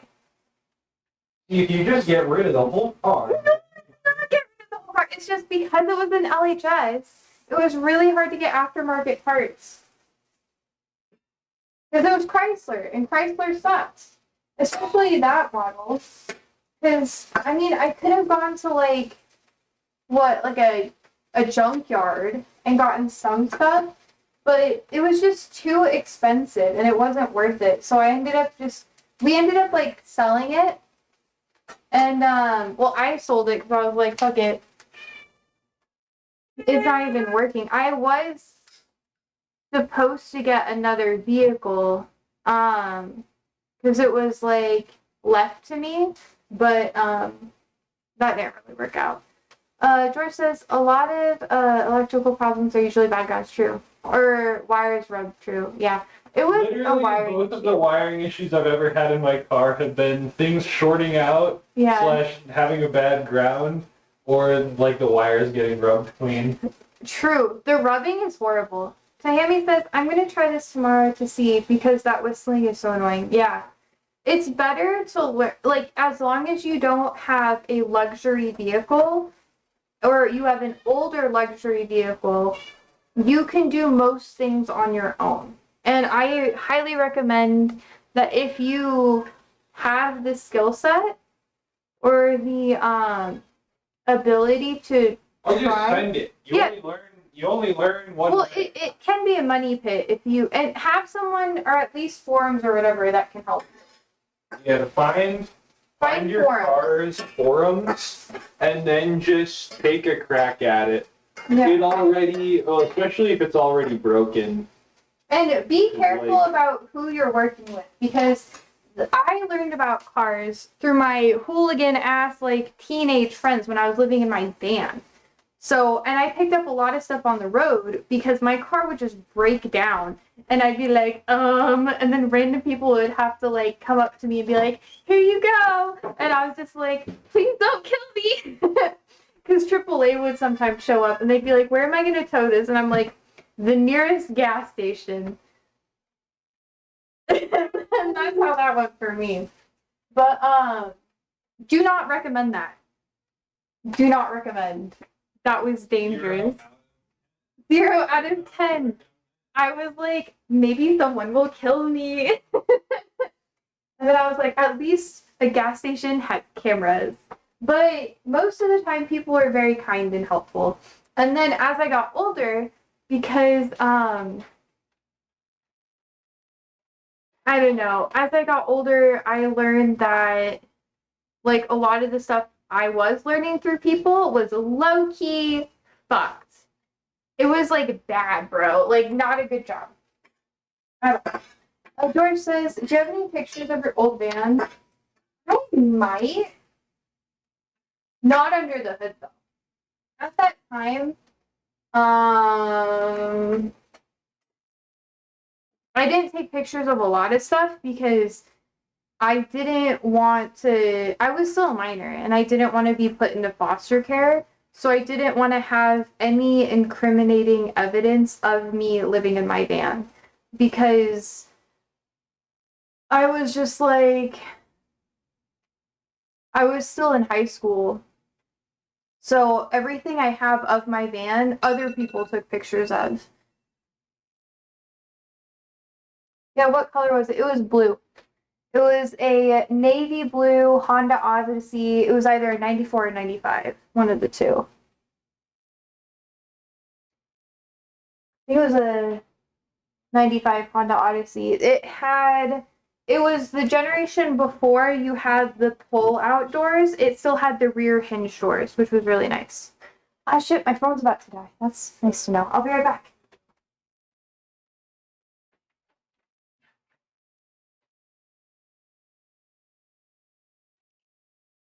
Yes, Jody. Can you turn the onions for a second? I'm gonna be right back.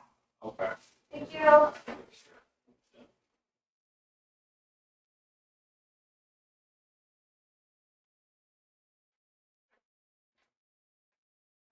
Hi, chat.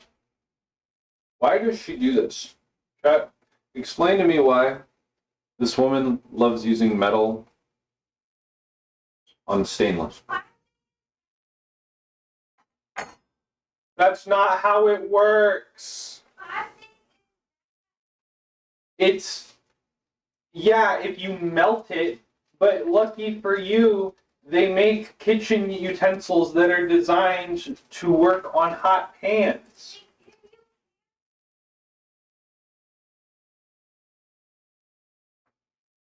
She says it gives you cancer. I don't think that this is going to give us cancer, chat.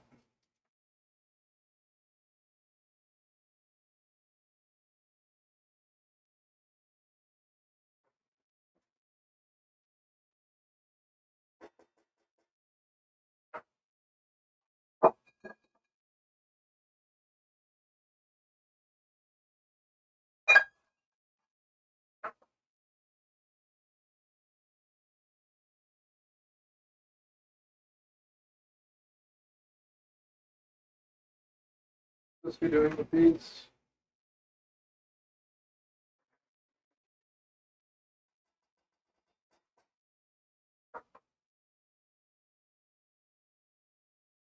How did she cut this? Where did she put the knife?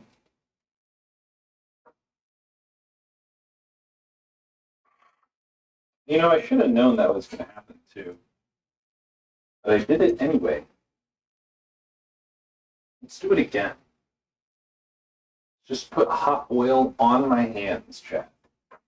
That will be fine.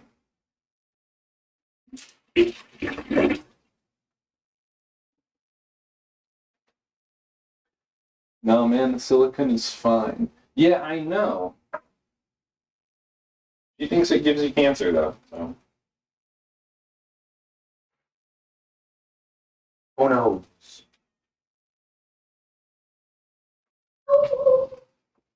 Are you cyberbullying me again? No, chat's agreeing with me though. What do you mean? That Silicone is fine to use on pants. silicone has one use and is to be inserted. Oh, sorry. This is what. Bye, chat. This has been Stirring Onions with Andrew. Goodbye. Goodbye. Yeah, it is an antique now, George. And my dad blew the transmission. He was like, no, you don't know anything about cars. Okay. I'm still butthurt about it, honestly. Okay. Tomates.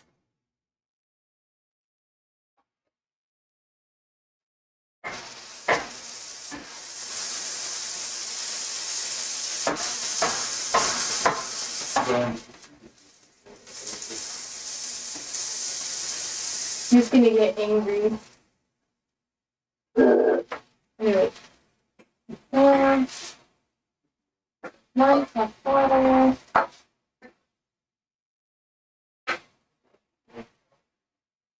Alright, I'm gonna let it sit. Wait. Do I have a little cup? I feel like it's in here. Okay. 1 cup water.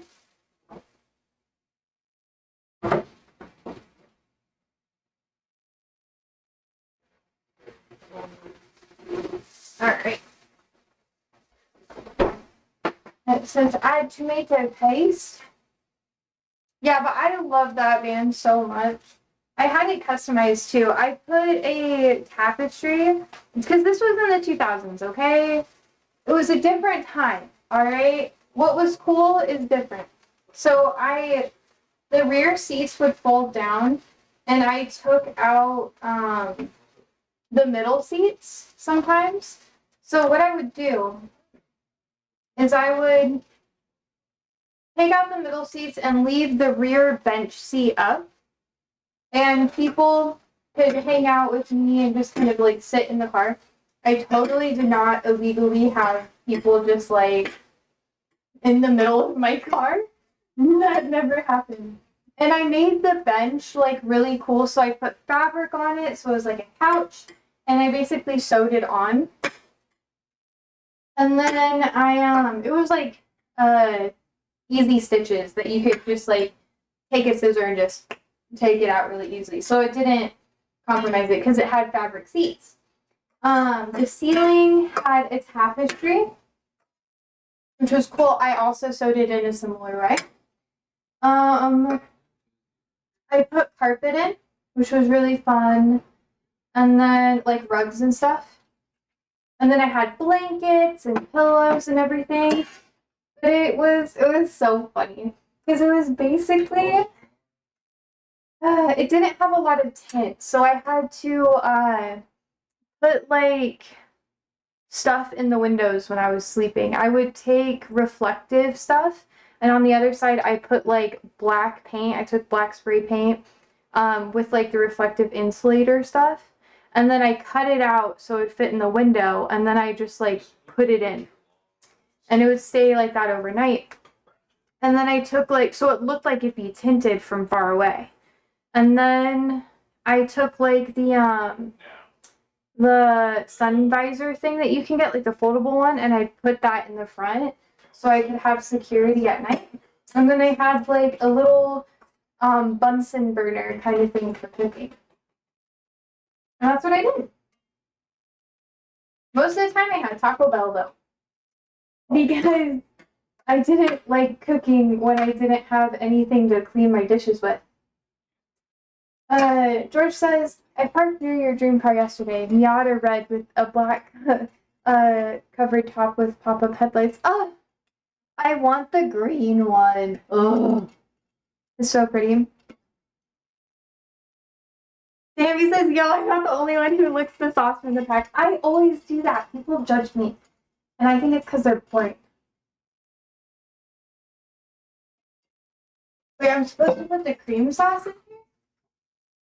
Oh, that makes sense. I was like, this doesn't have a lot of thickening stuff in it. This is weird. Oh, I'm also supposed to put the Italian seasoning. Okay.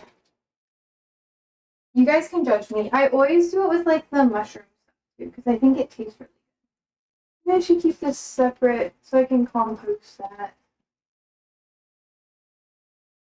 Anyways, judge me. But yeah, I like live in my man. And Yeah, my dad said it made him look bad. But I didn't take any pictures of it because there was like active court cases going on with my family. And I was like, I don't want to have to go into foster care again if people find out that I'm not, like, I don't have a place to live. So in the winter, I'd stay at my friend's house. I would go back like in the mornings and stuff to change because, you know, I left some of my clothes there, but I lost a lot of it too. And then after the court case was over, my dad had like CPS was more involved too.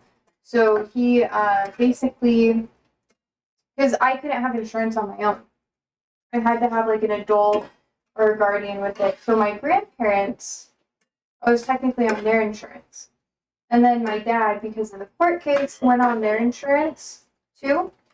And then, yeah, long story short, his car broke down. He took my car instead of another car that like was in the family that he should have taken because no one was using it.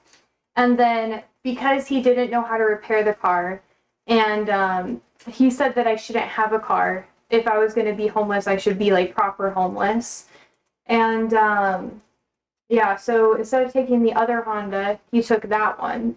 And then he took my car and just destroyed it. He like blew the transmission because he wasn't being gentle on it enough when it was shifting gears. And I was trying to save up to switch it out, but you know, stuff happens. But yeah, long story short, he's a scumbag. And then he stole money from me too. Deadbeat dads! Woo! He's like all around a horrible fucking person.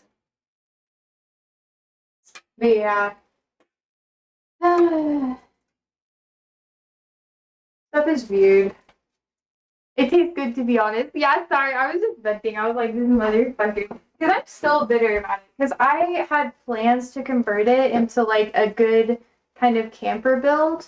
But then I had to buy the LHS, which is a really shitty car. It's like a sedan.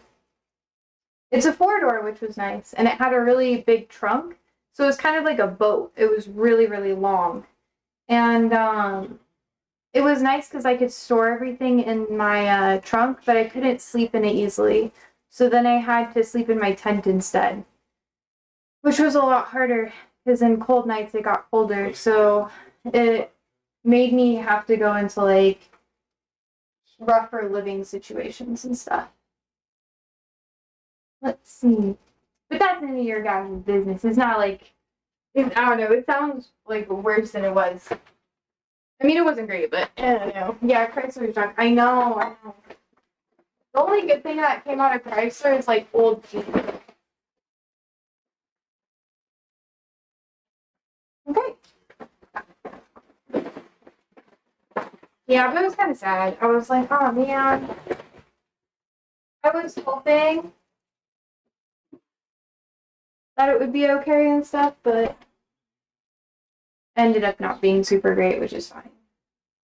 And now I am still carless. But I'm very lucky that I know enough about cars that I can help and be useful when our car does break down. Because Andrew and I don't know. Tammy says I like the adventure actually. Yeah, you gotta be positive about it when stuff like that happens. You gotta like find a way to not let it destroy your life, you know? And people would be like, oh, you're crazy for having a good attitude through this. And it's like, what? What is a negative attitude going to do for you when you're in like rough moments or whatever? So yeah. It was interesting. Hopefully I never have to be homeless again because that sucks. And it's not like gas is as cheap as it was back then. And people aren't as kind to you when you're older and homeless. When you're young, people are like, oh, you shouldn't be going through that. Like, let me help you. But when they're older, when you're older, they just like to blame it on you instead. So I will do everything I can to never have to know, like, not know where I'm going to sleep, you know? That's scary. But, yeah. I even, I had to stay in a really bad relationship until I could get my feet on the ground enough to move here. And then that, like, caused a lot of problems, too. But, yeah. I don't know. But you do what you can to not be homeless. And sometimes people say they'll help and stuff, but then they actually won't. And then you're just like, well, okay. Let's see. I'm gonna add some salt. Not too much, though.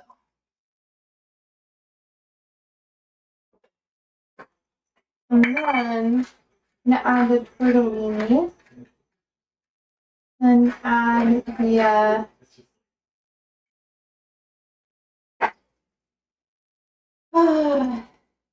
then I'm gonna add the peas after. And then that should be good. Oh, and then the stuff in the oven is just about done too. That's crazy to be honest, but you're doing better now, so that's good. Yeah. Yeah.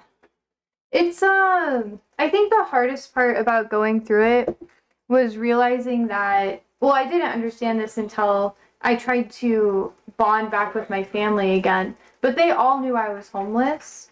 They just didn't care enough because it didn't make them look bad enough for them to like want to help me. So they literally said that they didn't want to help me because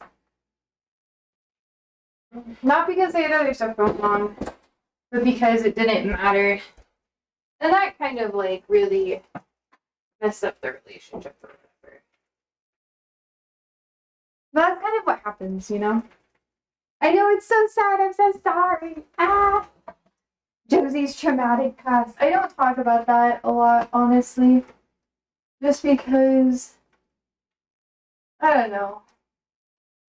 It doesn't really like bring up old wounds or whatever. It's just like, I don't know. I used to have hope in like being able to trust people with things.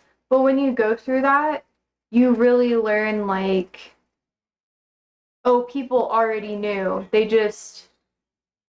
kind of just kick you when you're down instead. But I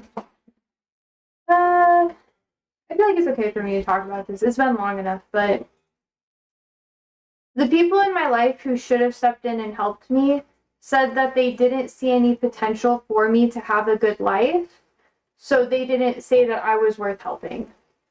And that happened a lot. Yeah, Tahimi says, what the fuck, if that's my son or my daughter in a bad situation, I'd have helped them even if what happened, if I'm not going to help them, who am I going to help? Yeah. Yeah! That's kind of the thing about it. People, I don't know. People always say that they're going to do stuff, but then when the time actually comes, it just like, yeah. I know, dude. Yeah, it makes me more sad than anything. Most people, when I tell them, they get really mad about it, and they're just like, what the fuck?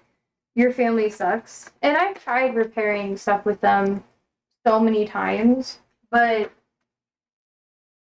it just, they just lied about me to so many people, which I didn't learn about until I was an adult, and I, like, had, like, my own, career and stuff like that. Like, they told people that I was like mentally ill, even though I wasn't. They told people like all this crazy stuff so that they didn't have to help. And then they find out that, well, people find out eventually that it's not true.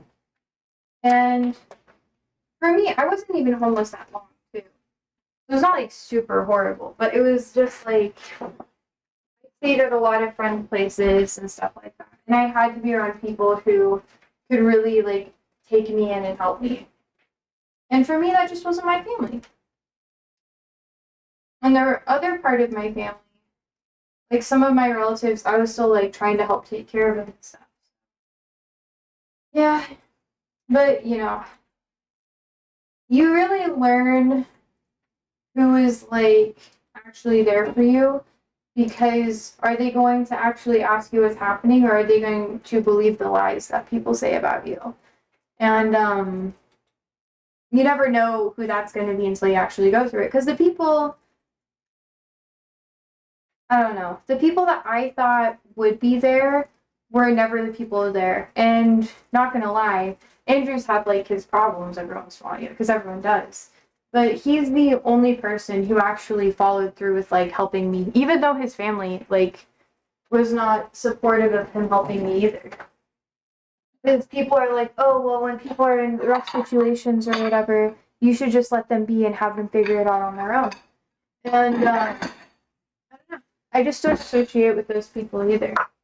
And then when my life got better and I got a good job and stuff, it was all like, oh, I'm so sorry. I should have seen your potential or whatever. And I just don't talk to them because it's like, why would I speak with you? When I was at my worst, you were like basically kicking me when I was down. Sorry. It's kind of how it is. And it's sad because people don't like to see people that way, but people help who it's convenient to help. Or who they feel that they can have whatever allegiance to, blah, blah, blah, blah, blah. Yeah. More people have been homeless and in similar positions to me than a lot of people would like to think. Yeah. George says, when I was growing up, we had a couple of our cousins and friends living with us till they got their own place. Yeah, that's fair. Yeah. Like I said, my family didn't really offer to extend help until it made them look really bad for them not helping me. But even then, they kind of like sabotaged it in the first place. And that was something that I thought it was my fault for a really long time. And then therapy helped me understand, like, oh, yeah, no. There's always something that you can work on, but no one should treat you in that way, you know? Tammy says, but all of that is what's going to make you a good mom in the future. And you're not going to repeat what happened to you to them. Yeah, that's true. And I don't know if I will have kids. I'd like to, but I wouldn't want to have kids unless I could ensure that they had like a family and stuff. Because I've never had like an extended family, and or at least one that like really showed up or whatever. So I would want to, like, if I were to have kids, make sure that they had the opportunity to have that. Even though I wouldn't know how to navigate it super well. I just wouldn't want them to, like, I'm never going to have kids unless I have someone who has that as, like, a partner. Because I obviously don't have that. And it's not out of, like, lack of effort or whatever. It's just not everybody gets supportive people like that in their lives, you know? Oh, it's so sad. But it's okay. I don't know. I would love to be a mom one day, but it's not something that I'm like, oh, I have to be a mom in order to fulfill or like make what happened to me worth it or whatever. I don't know. I just don't put a lot of pressure on it. I used to really want to be a mom, you know, because I wanted to like help kids and stuff. And I always wanted it when I was younger. Even if I never really talked about it. I just knew that if I was close to my family, I couldn't have kids. Because my family, I saw how they treated me, and I didn't think that they would treat a potential child any better, you know? Tammy says, I always overthink about that, actually. Same. Same. Getting into the deep stuff. George says, I know what you're talking about. I never found anybody to start a family with. Yeah, that's why I've kind of, like, given up on it, you know? And I think that is okay. A lot of people put a lot of pressure on it, and they're like, oh, I gotta do this, and then they end up, like, starting kids when they're not ready, or having kids when they're not ready, and, you know, getting themselves in rough situations. I wouldn't want to do that. my mom and my dad got like they had me when they were like really young too. And I had opportunities to like have kids and stuff. It's just like I don't know, it just never right, you know? Never right time, nor the right place. Which is okay. Let's see.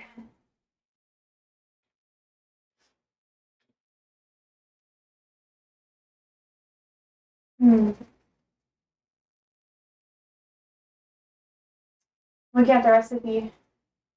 Okay, so this is off. Now everything has to go into here. George says, not that I didn't want to have one. I think I would have made a great duck.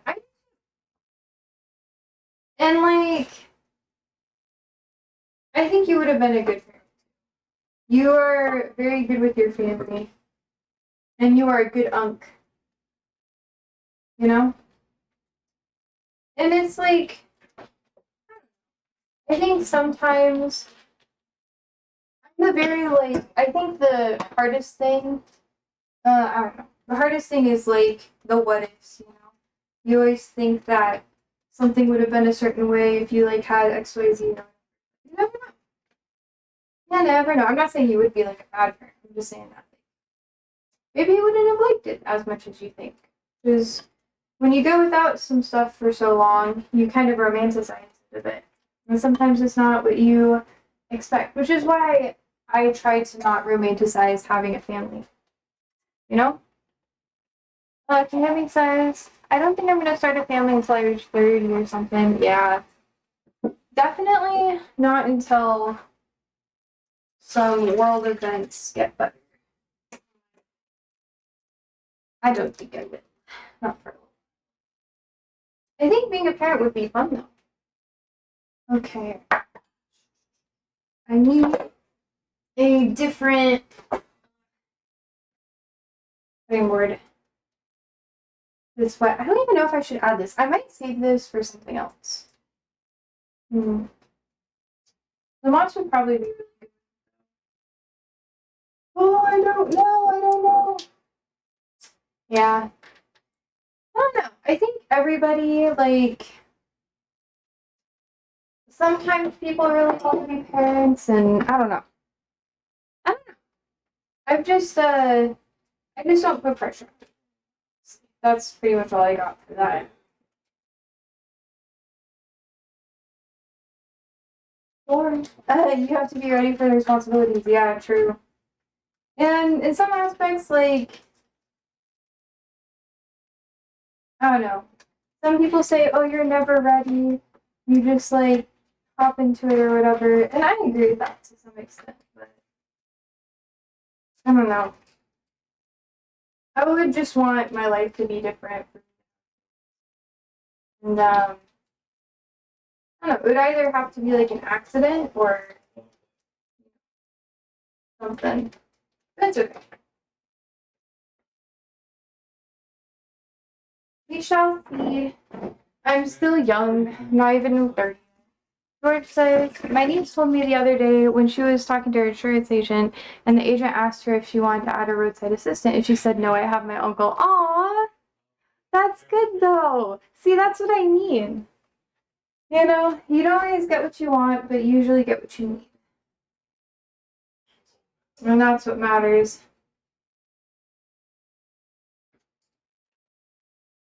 By the time you don't get what you need, your time's run out. True indeed. Or at least for that thing. Doesn't mean that you're gonna die. Chill, chat. Doesn't mean that you're gonna die. I know you guys are just sitting there like, what?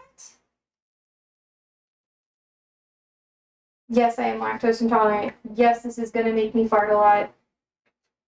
And no, I don't feel bad about it. Tammy says, even that here, if I reach 25 and I still didn't get married, they're gonna think I'm gay or something. Yeah. Yup. My family is like that too. It's a lot of people got married very young on one side. The other side, it's like a whole hodgepodge. Some people get married young. It depends on the side. Some of them are very like they live in the Appalachian Mountains and stuff. Very like military, um, conservative kind of vibes, religious and stuff in a different way than I grew up. And the other ones are like business focused. My family is all over the place. I've been able to experience lots of diversity going place to place. But yeah, I don't know. There's no normal, I guess, for me. Like, nothing I would do would make them happy or whatever. They'd just be like, "What's the dish? What's the dish? Hey, you want to lick it? Okay. Here you go, Siri." No, not you, Sandy. Nope. It's a Siri thing. I know. Let's see. I gotta put this in. I think it has to go for finally up to 10. I'm almost done, shot.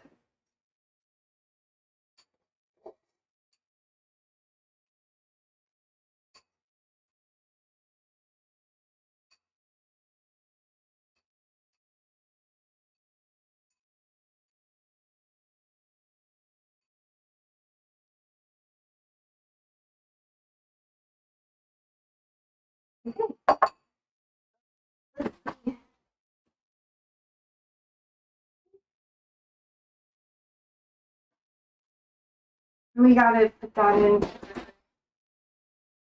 Just do 6 to 8 minutes or whatever. That won't be too bad though. Tahami. Oh, George says, I think a lot of folks put career before family nowadays. Yeah. Well, you gotta have enough money to afford having a family. And that is very difficult in today's economy, honestly. It is very expensive. Oh. Okay. Sandy, the rest is for you. Here you go. Tahami says, yeah, 3 of my friends who are in the same age as me got married from a few months, and I don't get it till now. Yeah, I get what you mean.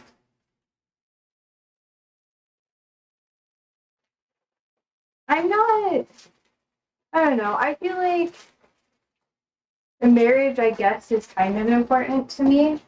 I would want to be married before having kids, but I'm not really, I don't know, I don't think about it a lot.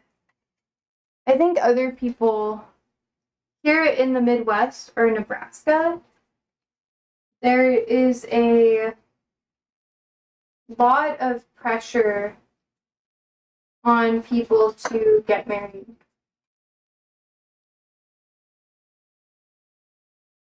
Sandy's gonna look it clean.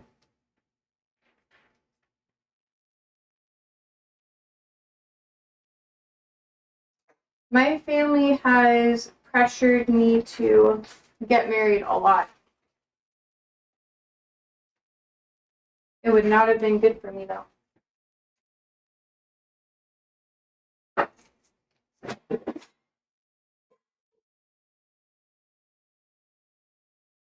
It's like, bitches, we just turned 20. Don't you want to live your life first? I know. Some of my old friends started having kids at 18.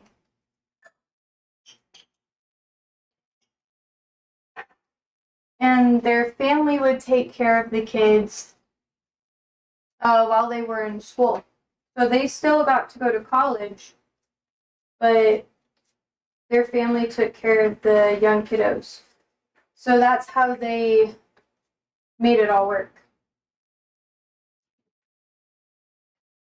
But for me, since my family died and the rest of my family has never really been in my life, I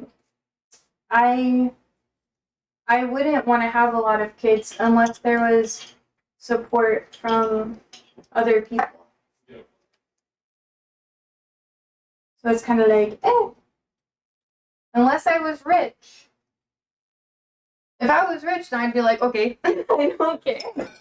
But I'm not, so yeah. Not yet, bitch. No, I'm kidding. Is that American enough for you guys? Sandy is still licking it. She's like, num, num, num. For me, it's not about living my life because I really wanted to travel and have kids. Like, my career will most likely not slow down or stop if I have kids. I would want to raise them in an environment where they are supported, but they understand how work works. But I would want to include them in my work, not as something to monetize off of, but as opportunities for them to see how different careers work and operate. Because the best thing about me and how I grew up is that I was exposed to a lot of different career paths in a way that most people never get that exposure. And it made my life a lot better. It gave me more sympathy for people too. I think that I have to take care of my kid, not have anyone else, even my family. Yeah, it can be like that. I'm not saying that my family would take care of them, but I would definitely want them to stay with other people over the weekend or if they want to, too. Like, I wouldn't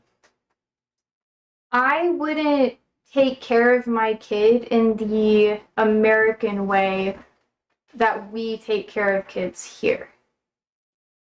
I just don't like how the focus is, like, on making money and exploiting children, either for labor or not allowing them to have their own independence. But yeah, for sure, in that situation, you're right. Yeah. So I would want them to be able to do things apart, like away from me, once they get old enough, so I can maintain my own individuality. Because if I can stay independent in the sense where my emotional happiness doesn't rely upon their happiness, then I would be able to be a better parent. But without that, I would be a bad parent. So that's why you need support and having places for them to go outside of yourself.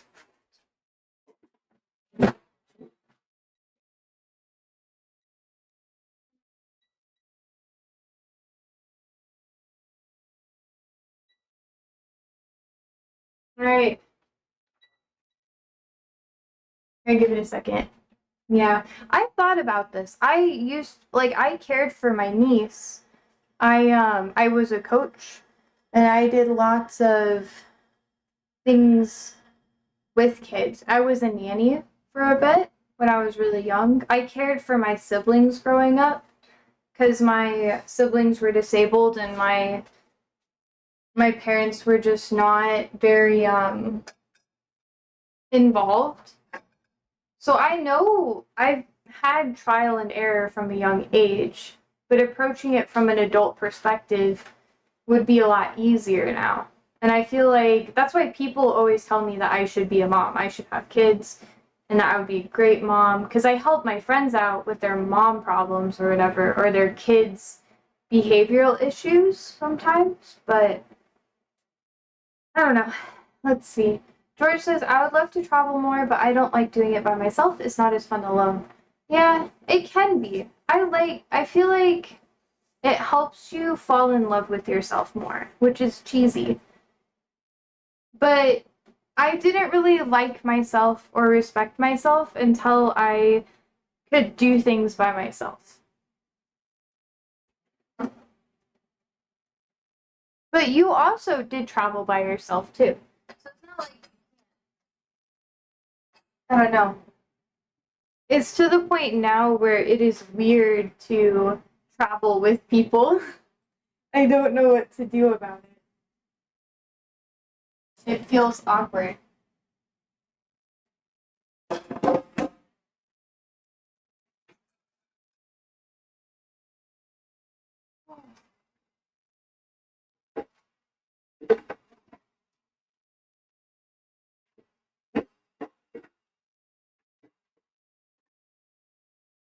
Yeah, let's see. Anyways, that's about as much family stuff as you guys are gonna get from me.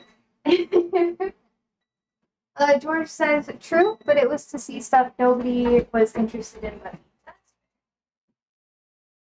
I don't know. I usually travel by myself. I like meeting people to do things with where I travel, but I need a lot of alone time so I can explore by myself. Right, let's see. There you go, chat. It's the cheese. I know. It'll be good though.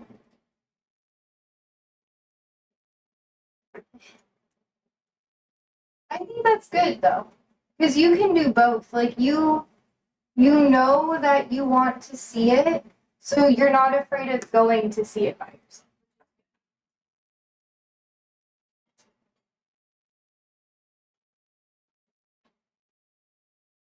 This is supposed to be 2 servings, chat.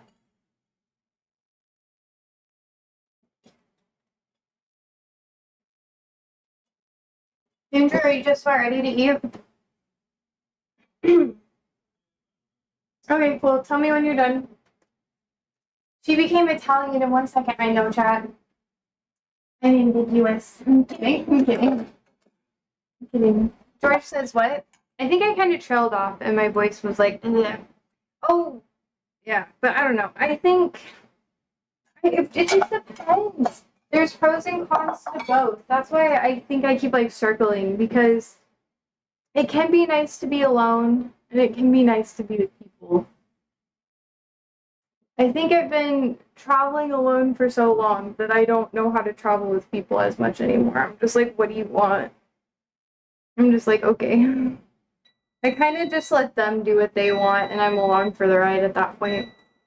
Is the apple crumble done? Yes. It is. Let me show you.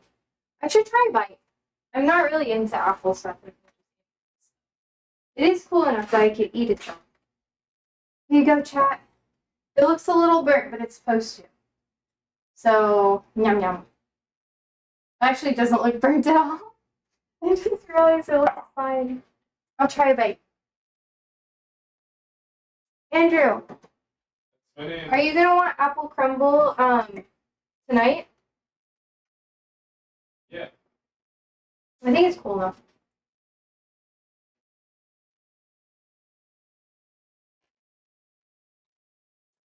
Mm-hmm.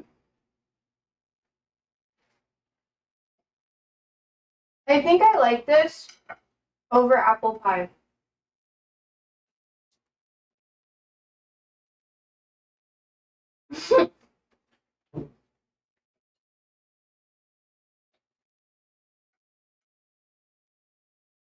I'm eating a little corner chat. Mm.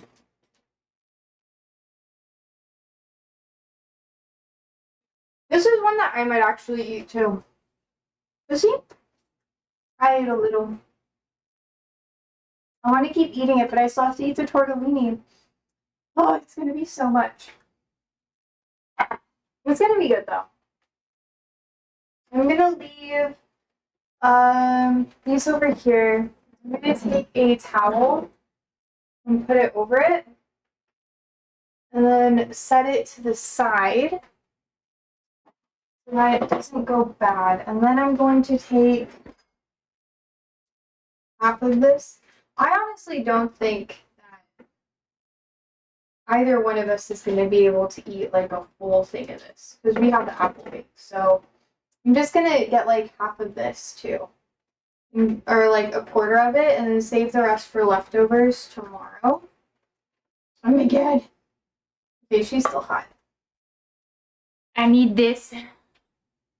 One of them will be pretty chat, and the other one will be kind of ugly. It's fine. Fine. Oh my god, no. Stay. Okay. Yeah. That's gonna be, that'll be enough for me for now. It's quite filling.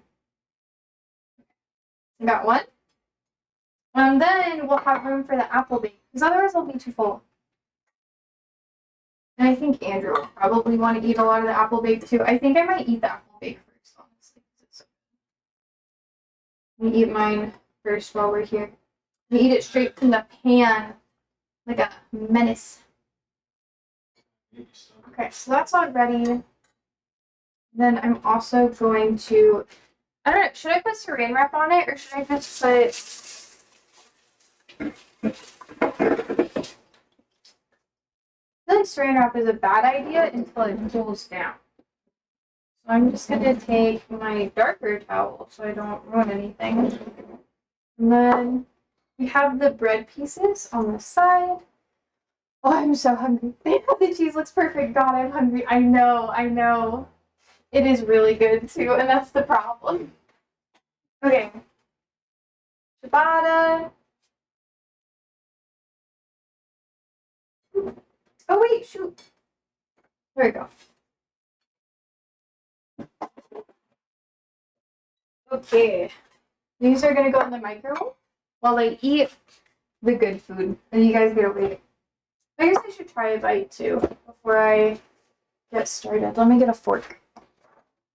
Just so you guys know what it is. It's probably gonna be a little hot though. Let me be sure. This is good.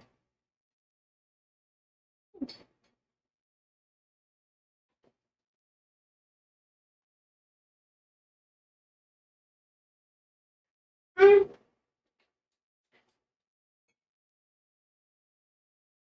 It's good.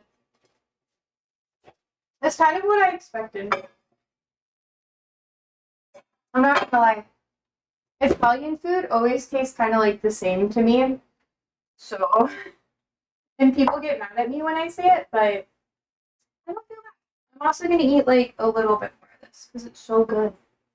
I can't help it. Yum yum yum yum yum. It's so good. Mm.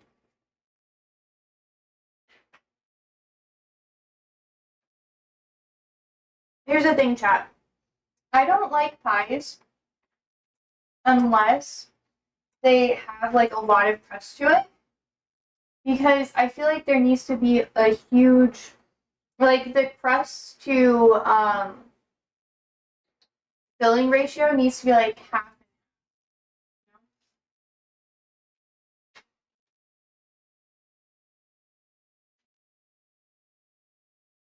Mm. And I also use like half the sugar that the regular recipe calls for because I eat a lot of sugar in my regular diet. And I don't like having overly sweet pies.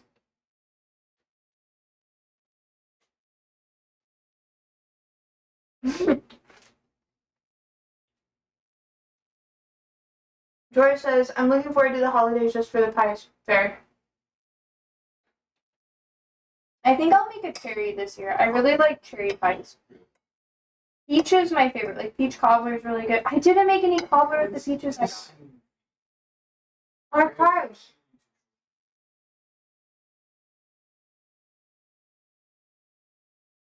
Sammy says, okay, that's enough. I'm calling my mom, telling her to make me apple crumble. You should.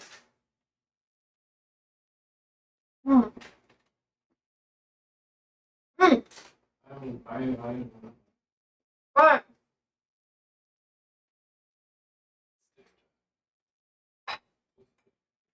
yeah, that'll be good for me. I can't eat too much, otherwise I won't eat dinner. I really like key lime pies. I think those are really good. Not everybody likes key lime pies, but I love key lime pies. It's so good.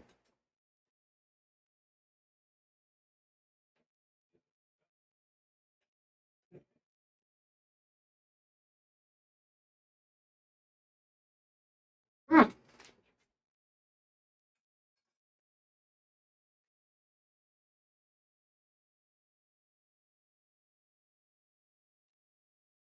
The baked bits are so good. Okay. Are you ready, Andrew? I've been streaming for 3 hours. Dude, it is cooking. Oh, here's the crumble. You want to try it? You should try it. I know. It's the best smells one. good, It's but, the like, best it's one I can make. Try it. Try a bite. Also, we gotta get the. I wouldn't even dish it out. I would just get a bite. Oh yeah, fair enough. Yeah, dinner's ready. Yeah. I also am giving us like half.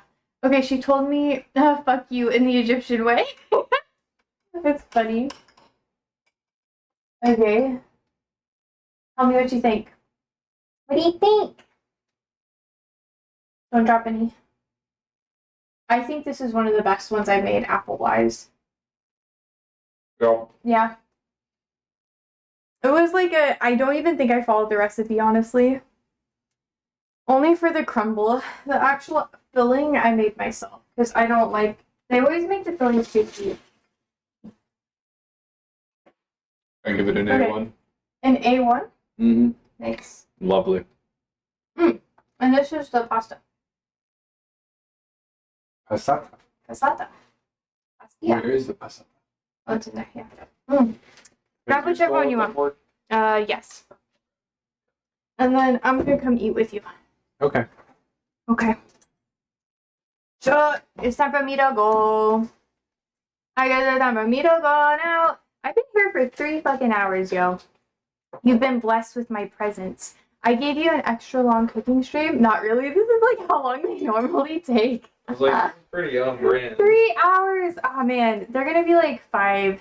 I might have to switch up cooking stream times depending on my class schedule. They have some other stuff going on. But it's probably going to be harder for me. I do like doing the half of stuff on one day and then the rest of it the next day. I think that's pretty okay, but yeah, whatever. Whatever. I guess If you start doing more marinades and stuff, it's a good Yeah. idea. The marinades, I could probably like do some prep work, and then most of the baking stuff I want to do, it takes like 24 hours prep. So it's like I could do half of it one day. What I did do before, if you recall, chat, who've been here for like a year, because I've been doing cooking stream for over a year now. But what I did before is I would do half the prep, and then I would make the same thing 2 weeks in a row. So one half 1 week, the other half the other week. That's a lot of commitment. So, but then I did iron it out. Scared. Shut the fuck up, sir. Sir, you too, bitch. No.